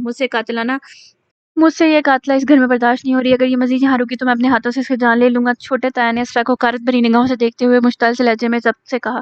میں اپنے ماں باپ سے ملے بغیر کہیں نہیں جاؤں گی. اسرا نے بڑے تایا کو اپنی جانب بڑھتے دیکھا تو وہ اپنے سر کو نفی میں ہلاتی ہوئی حتمی سے لہجے میں بولی تھی. کون سے ماں باپ؟ وہ جن کو زمانے بھر میں تم نے رسوا کر دیا. وہ باپ جو تمہارا کارنامہ ٹی وی پر دیکھتے ہی ہارٹ اٹیک سے اس دنیا سے چل بسا، جسے ساری زندگی عزت کمائی اور تمہاری جیسی اولاد کی وجہ سے وہ ذلت کی موت مرا. وہ باپ؟ تایا جان ابھی کچھ اور بولتے جب ان کی بات سنی اسرا ایک دم بولی تھی. خاموش ہو جائیں تایا جان، میرے بابا کے بارے میں کچھ مت کہیں، انہیں کچھ نہیں ہو سکتا. اسرا کا لہجہ محتاط تھا. اس میں اتنی تڑپ تھی کہ وہاں موجود سبھی ایک پل کو اس کے اندیشوں میں گھرے لہجے اور اس کی عجیب سی کیفیت پر اسے دیکھنے لگے، جبکہ کچھ کی نظروں میں بیزاری اور ناگواری تھی. اسرا اس بارے میں سوچنا بھی نہیں چاہتی تھی. اس نے بڑی تکلیفیں جھیلی تھیں. اس کی نازک جان مزید تکلیفیں نہیں جھیل سکتی تھی. اس میں اتنی سکت نہیں تھی. یہ خیال ہی اس کے لیے جان لیوا تھا. باہر سے شور و گل کی آوازیں سن کر فاطمہ اپنے کمرے سے باہر نکلی تھی اور اسرا کو لاؤنج میں موجود دیکھ اس کے قدم دروازے کی دہلیز میں ہی جم گئے. فاطمہ نے بے یقینی سے اتنے مہینوں بعد اسے اپنے سامنے دیکھا. فاطمہ کی نگاہیں لمحوں میں آنسو سے بھیگی تھیں، جبکہ وہ لم بھیجے اسے سرد نظروں سے دیکھنے لگی. لاؤنج کے حبس زدہ سے ماحول میں اپنی ماں کی خوشبو کو محسوس کرتے ہوئے اس کی نگاہوں سے بے ساختہ اپنی ماں کو تلاشا تھا. اسرا کے انداز میں بے قراری تھی. فاطمہ کو کمرے کے دروازے میں کھڑا دیکھ اسرا کے طرف دل کو جیسے ایک پرسکون سے احساس نے چھوا تھا. مما، سرگوشی سے انداز میں اپنی ماں کو پکارتی وہ رکی نہیں تھی. بغیر کسی کی جانب دیکھے وہ بے صبروں کی طرح اپنی ماں کی جانب لپکی تھی. وہ بس اپنی ماں کی آغوش میں چھپ جانا چاہتی تھی. اسے لگا وہ مزید فاطمہ سے کچھ لمحے دور رہی تو مر جائے گی. آنسو سے لبریز آنکھیں لیے وہ اس کی جانب بڑھی تھی اور اس کے قریب جاتی ہی وہ اس کے گلے لگنے لگی تو فاطمہ نے اسے کوہنی سے تھام کر اپنے گلے لگنے سے روک دیا تھا. اسرا نے آنکھوں میں سوالیہ ان کی جانب دیکھا. اس سے فاطمہ کی نظروں میں اپنے لیے غیر شناسائی نظر آئی. اپنے لیے اجنبیت سی محسوس ہوئی. ایک پل کو سانس روک گئی. فاطمہ کی گرفت اس کی کونی پر سخت سے سخت تر ہوتی گئی. میرے قریب مت آنا، دور رہو مجھ سے، میری کوئی اولاد نہیں. فاطمہ نے سر سے ٹھہرے ہوئے لہجے میں کہا. اس کا لہجہ ضبط کیے ہوئے تھا. اسرا نے تحیر بھری آنکھیں اٹھا کر اسے دیکھا، جبکہ اسے اپنا تیزی سے دھڑکتا دل ایک دم بے جان سا محسوس ہوا. وہ آنسو بھری آنکھوں میں سوالی اپنی ماں کو دیکھنے لگی. اس کا انداز ایسا تھا کہ جیسے اپنی ماں کی بدگمانی یا نفرت کو سہ نہیں پائے گی. میں نے کچھ نہیں کیا مما. اسرا نے ہارے ہوئے انداز میں جیسے یہ بے معنی سے الفاظ دہرائے تھے. اس کی بات پر فاطمہ کا ہاتھ اٹھا تھا اور اسرا کا بایاں گال سرخ کر گیا تھا۔ وہاں موجود سبھی ایک پل کو فاطمہ کی اس حرکت پر اسے بے یقینی سے دیکھنے لگے، جبکہ بڑی تائی کے چہرے پر بڑی معنی خیز سی مسکراہٹ تھی۔ اسرا نے بے یقینی سے اپنے شفاف گال پر ہاتھ رکھتے ہوئے فاطمہ کی جانب دیکھا۔ اسرا کا انداز اتنا بے یقین تھا کہ وہ جانے کتنے ہی لمحے اپنی پلکیں نہ جھپک سکی۔ اس کے دونوں گال بری طرح جل رہے تھے، جبکہ یہ تھپڑ تو اس کی روح پر لگا تھا اور اس کے جسم سے ساری طاقت اپنے ساتھ کھینچ کر لے گیا۔ اپنے باپ کی قاتل ہو تم، تمہاری وجہ سے میرا شوہر مرا، تمہاری وجہ سے مجھ سے میرا آخری آسرا بھی چھن گیا۔ تم کیسے کہہ سکتی ہو کہ تم نے کچھ نہیں کیا؟ تم نے میرے شوہر کو مجھ سے چھینا ہے، مرتے وقت بھی تمہارے باپ کے لبوں پر صرف تمہارا ذکر تھا، تم نے جان لی ہے اپنے باپ کی، تم کیسے بے قصور ہو سکتی ہو؟ کاش میں بے اولاد ہوتی، تم پیدا ہوتی ہی مر جاتی اسرا، تو آج مجھے یہ دن نہ دیکھنا پڑتا۔ اسے بازو سے تھامے جھنجھوڑتے ہوئے فاطمہ نے اذیتوں میں گھرے ایک ایک لفظ کہا۔ اس کے لبوں پر لگے خاموشی کے قفل آج کھل گئے تھے، اور وہاں موجود سب نے حیرت سے اس کا یہ انداز دیکھا تھا، جسے دیکھ کر یوں لگتا تھا جیسے جانے وہ کب سے خود پر ضبط کیے ہوئے ہو اور آج اس کا ضبط جواب دے گیا ہو۔ اسرا کسی بے جان چیز کی طرح ان کے جھنجھوڑنے پر ان کے ہی سہارے پر کھڑی تھی، جبکہ اس کی نظروں کی بے یقینی ایسی تھی جیسے کسی کا آخری سہارا بھی اسے چھین لیا گیا ہو۔ وہ اپنی پتھرائی ہوئی نگاہوں سے اپنی ماں کے چہرے کو یک تک دیکھی گئی۔ اس کا انداز بے دم سا تھا، اس نے تو کچھ سن ہی نہیں رہا تھا، اس کا ذہن جس بات پر اٹک گیا تھا اس پر یقین کرنا اس دنیا کا سب سے مشکل ترین کام تھا۔ اس کے بابا نہیں، انہیں کچھ نہیں ہو سکتا تھا۔ اسرا خالی خالی نظروں سے اپنی ماں کو دیکھنے لگی، جو کہ روتے ہوئے اسے غصے سے جھنجھوڑتے ہوئے کچھ اور بھی کہہ رہی تھی۔ تم اب تک مر کیوں نہیں گئی اسرا؟ میں نے ایسا کون سا گناہ کیا تھا جس کی مجھے سزا ملی؟ مجھے تم جیسی اولاد ملی جو میرے لیے جیتے جی اذیت کا باعث ہے، ذلت کا باعث ہے۔ تم اتنی بے غیرت کب سے ہوگی کہ اتنا کچھ کر لینے کے بعد بھی میرے سامنے کھڑی ہو؟ دفع ہو جاؤ یہاں سے، میری نظروں سے دور ہو جاؤ۔ میں اپنے شوہر کے ساتھ ساتھ اپنی بیٹی پر بھی فاتحہ پڑھ چکی ہوں۔ فاطمہ نے ضبط سے سرخ چہرے لیے اسے دیکھتے ہوئے کہا۔ فاطمہ جو اتنے مہینوں سے خاموش تھی، سب کے تانے، سب کی ذلت میں اس باتوں کو جو اب تک اس نے اپنے اندر دبا رکھا تھا، آج اسے سامنے دیکھ وہ ضبط نہیں کر پائی تھی۔ ان کا سب سے بڑا نقصان ان کا ہم سفر تھا، جس نے اس لڑکی کو اتنی محبت دی تھی جتنی شاید ہی کسی نے اپنی بیٹی کی سے کی ہو، اور اس نے بدلے میں اپنے باپ کو کیا دیا؟ ذلت بھری موت۔ فاطمہ غم و غصے میں ضبط کی حدوں کو چھوتے ہوئے کھولتے ہوئے لہجے میں بولی تھی، اور ایک جھٹکے سے اس کی کونی چھوڑی جس پر اسرا کسی بے جان شے کی طرح زمین بوس ہوئی تھی۔ وہ بہت برا زمین بوس ہوئی تھی۔ فاطمہ ایسے یوں گرنے پر ایک نفرت بھری نگاہ ڈال کر اپنی آنسو صاف کرتی اپنے کمرے میں چلی گئی اور دروازہ زور سے بند کیا۔ اس کا دل اندر سے تڑپ رہا تھا، وہ اپنی ممزہ کو دبا گئی تھی اور وہ صرف اپنے شوہر کے غم میں تھی، جس نے اسے کبھی اپنی زندگی میں کسی کے سامنے جھکنے نہیں دیا تھا، اور اب وہ دوسروں کی محتاج ہو گئی تھی۔ اس نے اتنے مہینے سے اسی ذہنیت اذیت میں گزارے تھے، اس کا حساب وہ کس سے مانگتی؟ اسرا نے گرتے ہی فقط ایک پل کو آنکھیں جھپکی تھی، اور پھر اگلے ہی لمحے خالی خالی نگاہوں سے اپنا چہرہ اٹھا کر وہ فاطمہ کو دیکھنے لگی جس نے دروازہ زور سے بند کیا تھا۔ اسرا کو لگا ہر چیز اندھیرا، ہر جگہ اندھیرا چھا گیا ہو۔ اس کے کان سائیں سائیں کر رہے تھے، اس کے ذہن میں صرف اپنے بابا کا عکس لہرا رہا تھا۔ لاؤنج میں تایا جان سے کچھ کہہ رہی تھی، وہ سب اس کے بارے میں کچھ کہہ رہے تھے، مگر اسے تو کچھ سنائی نہیں دے رہا تھا۔ حازم اپنے باپ سے شاید اس کے حق میں کچھ کہہ رہا تھا کہ وہ اسے گھر سے نہ نکالیں، جس پر تایا جان اسے جھڑکنے لگی، اور پھر بڑے تایا جان نے اسے کسی ناپاک شے کی طرح بازو سے تھام کر فرش سے اٹھایا تھا اور کسی ناکارہ فالتو چیز کی طرح لمحوں میں گھر کے گیٹ سے باہر لا کر کھڑا کر دیا تھا۔ وہ اسے حقارت بھری نگاہوں سے دیکھتے ہوئے، غصے سے کچھ بولتے ہوئے، گیٹ اس کے منہ پر بند کرتے ہوئے وہاں سے غائب ہو گئے تھے، جبکہ اسرا وہیں کھڑی رہی۔ وہ کھلے آسمان کے نیچے خالی ہاتھ ننگے سر کھڑی تھی۔ پورے عالم میں سورج ڈوب چکا تھا، ہر طرف رات کی سائے پھیلنے لگی تھی۔ وہ خالی خالی نگاہوں سے اس بند گیٹ کو دیکھنے لگی۔ اس نے بے ساختہ ہی اوپر آسمان کی جانب چہرہ اٹھا کر دیکھا تھا۔ اس کی آنکھیں احساس سے خالی تھیں، جبکہ آنسو سے تر تھیں۔ اس نے آسمان کو دیکھتے ہوئے اپنی جلتی ہوئی آنکھیں بند کی تھیں، جس میں سے کئی آنسو تیزی سے بہتے اس کے چہرہ بھگو گئے تھے۔ میں نے کہا کہ اب کوئی بھی اس موضوع پر دوبارہ بات نہیں کرے گا، اور نہ ہی اس لڑکی کی حمایت میں تمہارے منہ سے کچھ نہ سنوں۔ حازم جو اسرا کو یوں باہر نکال دینے پر اپنے باپ سے مسلسل بحث کر رہا تھا، جبکہ علیشا اسے یوں اسرا کی حمایت میں بولتا دیکھ باقاعدہ روتے ہوئے سب کی توجہ اپنی جانب مبذول کروا چکی تھی۔ تایا جان نے علیشا کو یوں روتے اور حازم کے دروازے کی جانب جانے کو بے قرار دیکھ حتمی سے لہجے میں غصے سے کہا، جس پر وہ کرتا ہوا اپنے کمرے میں بند ہو گیا، اور تائی جان علیشا کو چپ کروانے لگی۔ رفتہ رفتہ سبھی لاؤنج میں جانے لگے۔ سب کے کمروں میں جانے کے بعد چھوٹی تائی علیشا کو بھی اپنے ساتھ اپنے کمرے میں لے گئی، جبکہ پیچھے لاؤنج میں سناٹا سا چھا گیا۔ ہر کوئی اپنے اپنے کمروں میں خود کو قید کر چکا تھا۔ باہر لاؤنج کی جانب اور مین گیٹ کے پاس لگی سب روشنیاں بجھا دی گئی تھیں۔ رات کی سیاہی ہر سو آسمان پر پھیلی ہوئی تھی۔ آج آسمان پر تارے نہیں نکلے تھے، ہر سو گہرے بادل چھائے ہوئے تھے۔ سردی کی شدت میں آج عام دنوں کی نسبت اضافہ تھا۔ گاؤں کی کھلی جگہوں میں ہر سو دھند ہی دھند پھیلی ہوئی تھی۔ چاند کا آسمان پر دور دور تک کوئی نام و نشان نہیں تھا۔ گاؤں کے لوگ جلدی سو جاتے تھے، اس لیے یہاں رات جلدی ہو جاتی تھی۔ یہ رات کے تقریباً 10 بجے کا وقت تھا۔ ہر کوئی سردی سے بچنے کے لیے اپنے اپنے گھروں میں مقید تھا۔ باہر سڑکوں پر اکا دکا لوگ ہی نظر آتے تھے، وہ بھی دن بھر کام کر کے اس وقت گھروں کو لوٹنے والوں میں سے تھے۔ گھر والے تو اپنے گھروں میں مقید تھے، اور وہ جن کا کوئی گھر نہیں ہوتا، جن کا کوئی ٹھکانہ نہیں ہوتا، وہ کہاں جاتے، کہاں پناہ لیتے؟ اسے تایا جان نے گھر سے باہر نکال دیا تھا۔ وہ لوگ اسے گھر سے نکال چکے تھے، اس کی شکل دیکھنے کے روادار نہیں تھے۔ اس کی سگی ماں، ہاں وہ ٹھیک کہہ رہی تھی، اس نے سب سے بڑا جرم کیا تھا۔ آج وہ مجرم بن گئی تھی۔ اپنی وجہ سے اپنے باپ کی موت سن کر اسد عالم نے اس وقت سب سے زیادہ جس چیز کی دعا کی تھی وہ اپنی موت کی تھی۔ उसका शिद्दत से दिल चाहा था कि इस लम्हे से उसे मौत आ जाए, मगर वो तो नहीं मरी। वो तो इतनी ढीठ थी कि इतना सब कुछ हो जाने के बाद भी अब तक जिंदा थी। वो जाने कितने ही घंटे अपने घर के गेट के पास बैठी अपने बाप की मौत का मातम मनाती रही। अतराफ से गुजरते लोग उसे अनजान नजरों से देखते आगे बढ़ते रहे। कुछ घंटों बाद गार्ड बाहर निकला था और उसने इसे गेट के सामने से जाने को कहा, जिस पर ना चाहते हुए भी वो अपना शिकस्ता कदम उठाते हुए ध्यानी में मेन रोड की जानिब चली गई। उसे नहीं पता था कि वो कहाँ जा रही है, क्योंकि उसके पास तो कोई ठिकाना नहीं था। इस ठठरा देने वाली सर्दी में वो हर चीज से बेनियाज थी। उसके होंठ का कोना फटा हुआ था, आंखों के पुपोटे जब से सुर्ख थे, अपने गुलाबी लबों को सख्ती से भींचे बारीक सा रेशमी दुपट्टा बार बार उसके सर से ढलक जाता था। वो अपनी जात से सरासर बेपरवाह दिखती थी।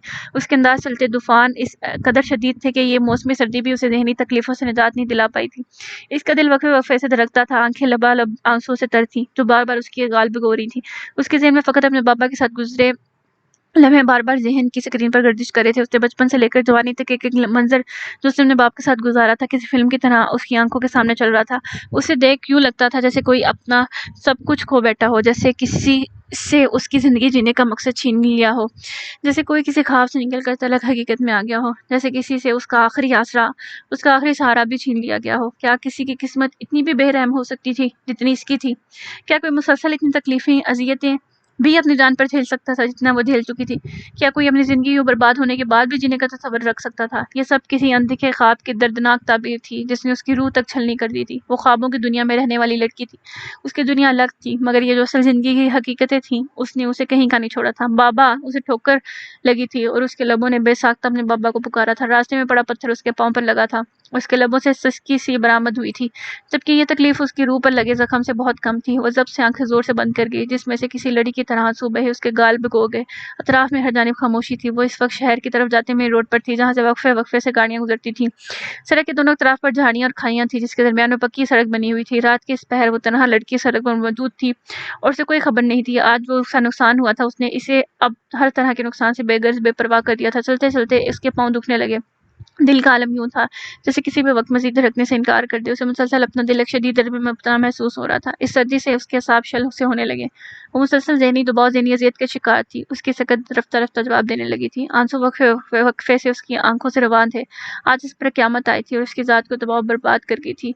उसे उसके जीने का मकसद छीन कर ले गई थी। उसे अल्लाह के इस फैसले पर इससे शिकवा हुआ था।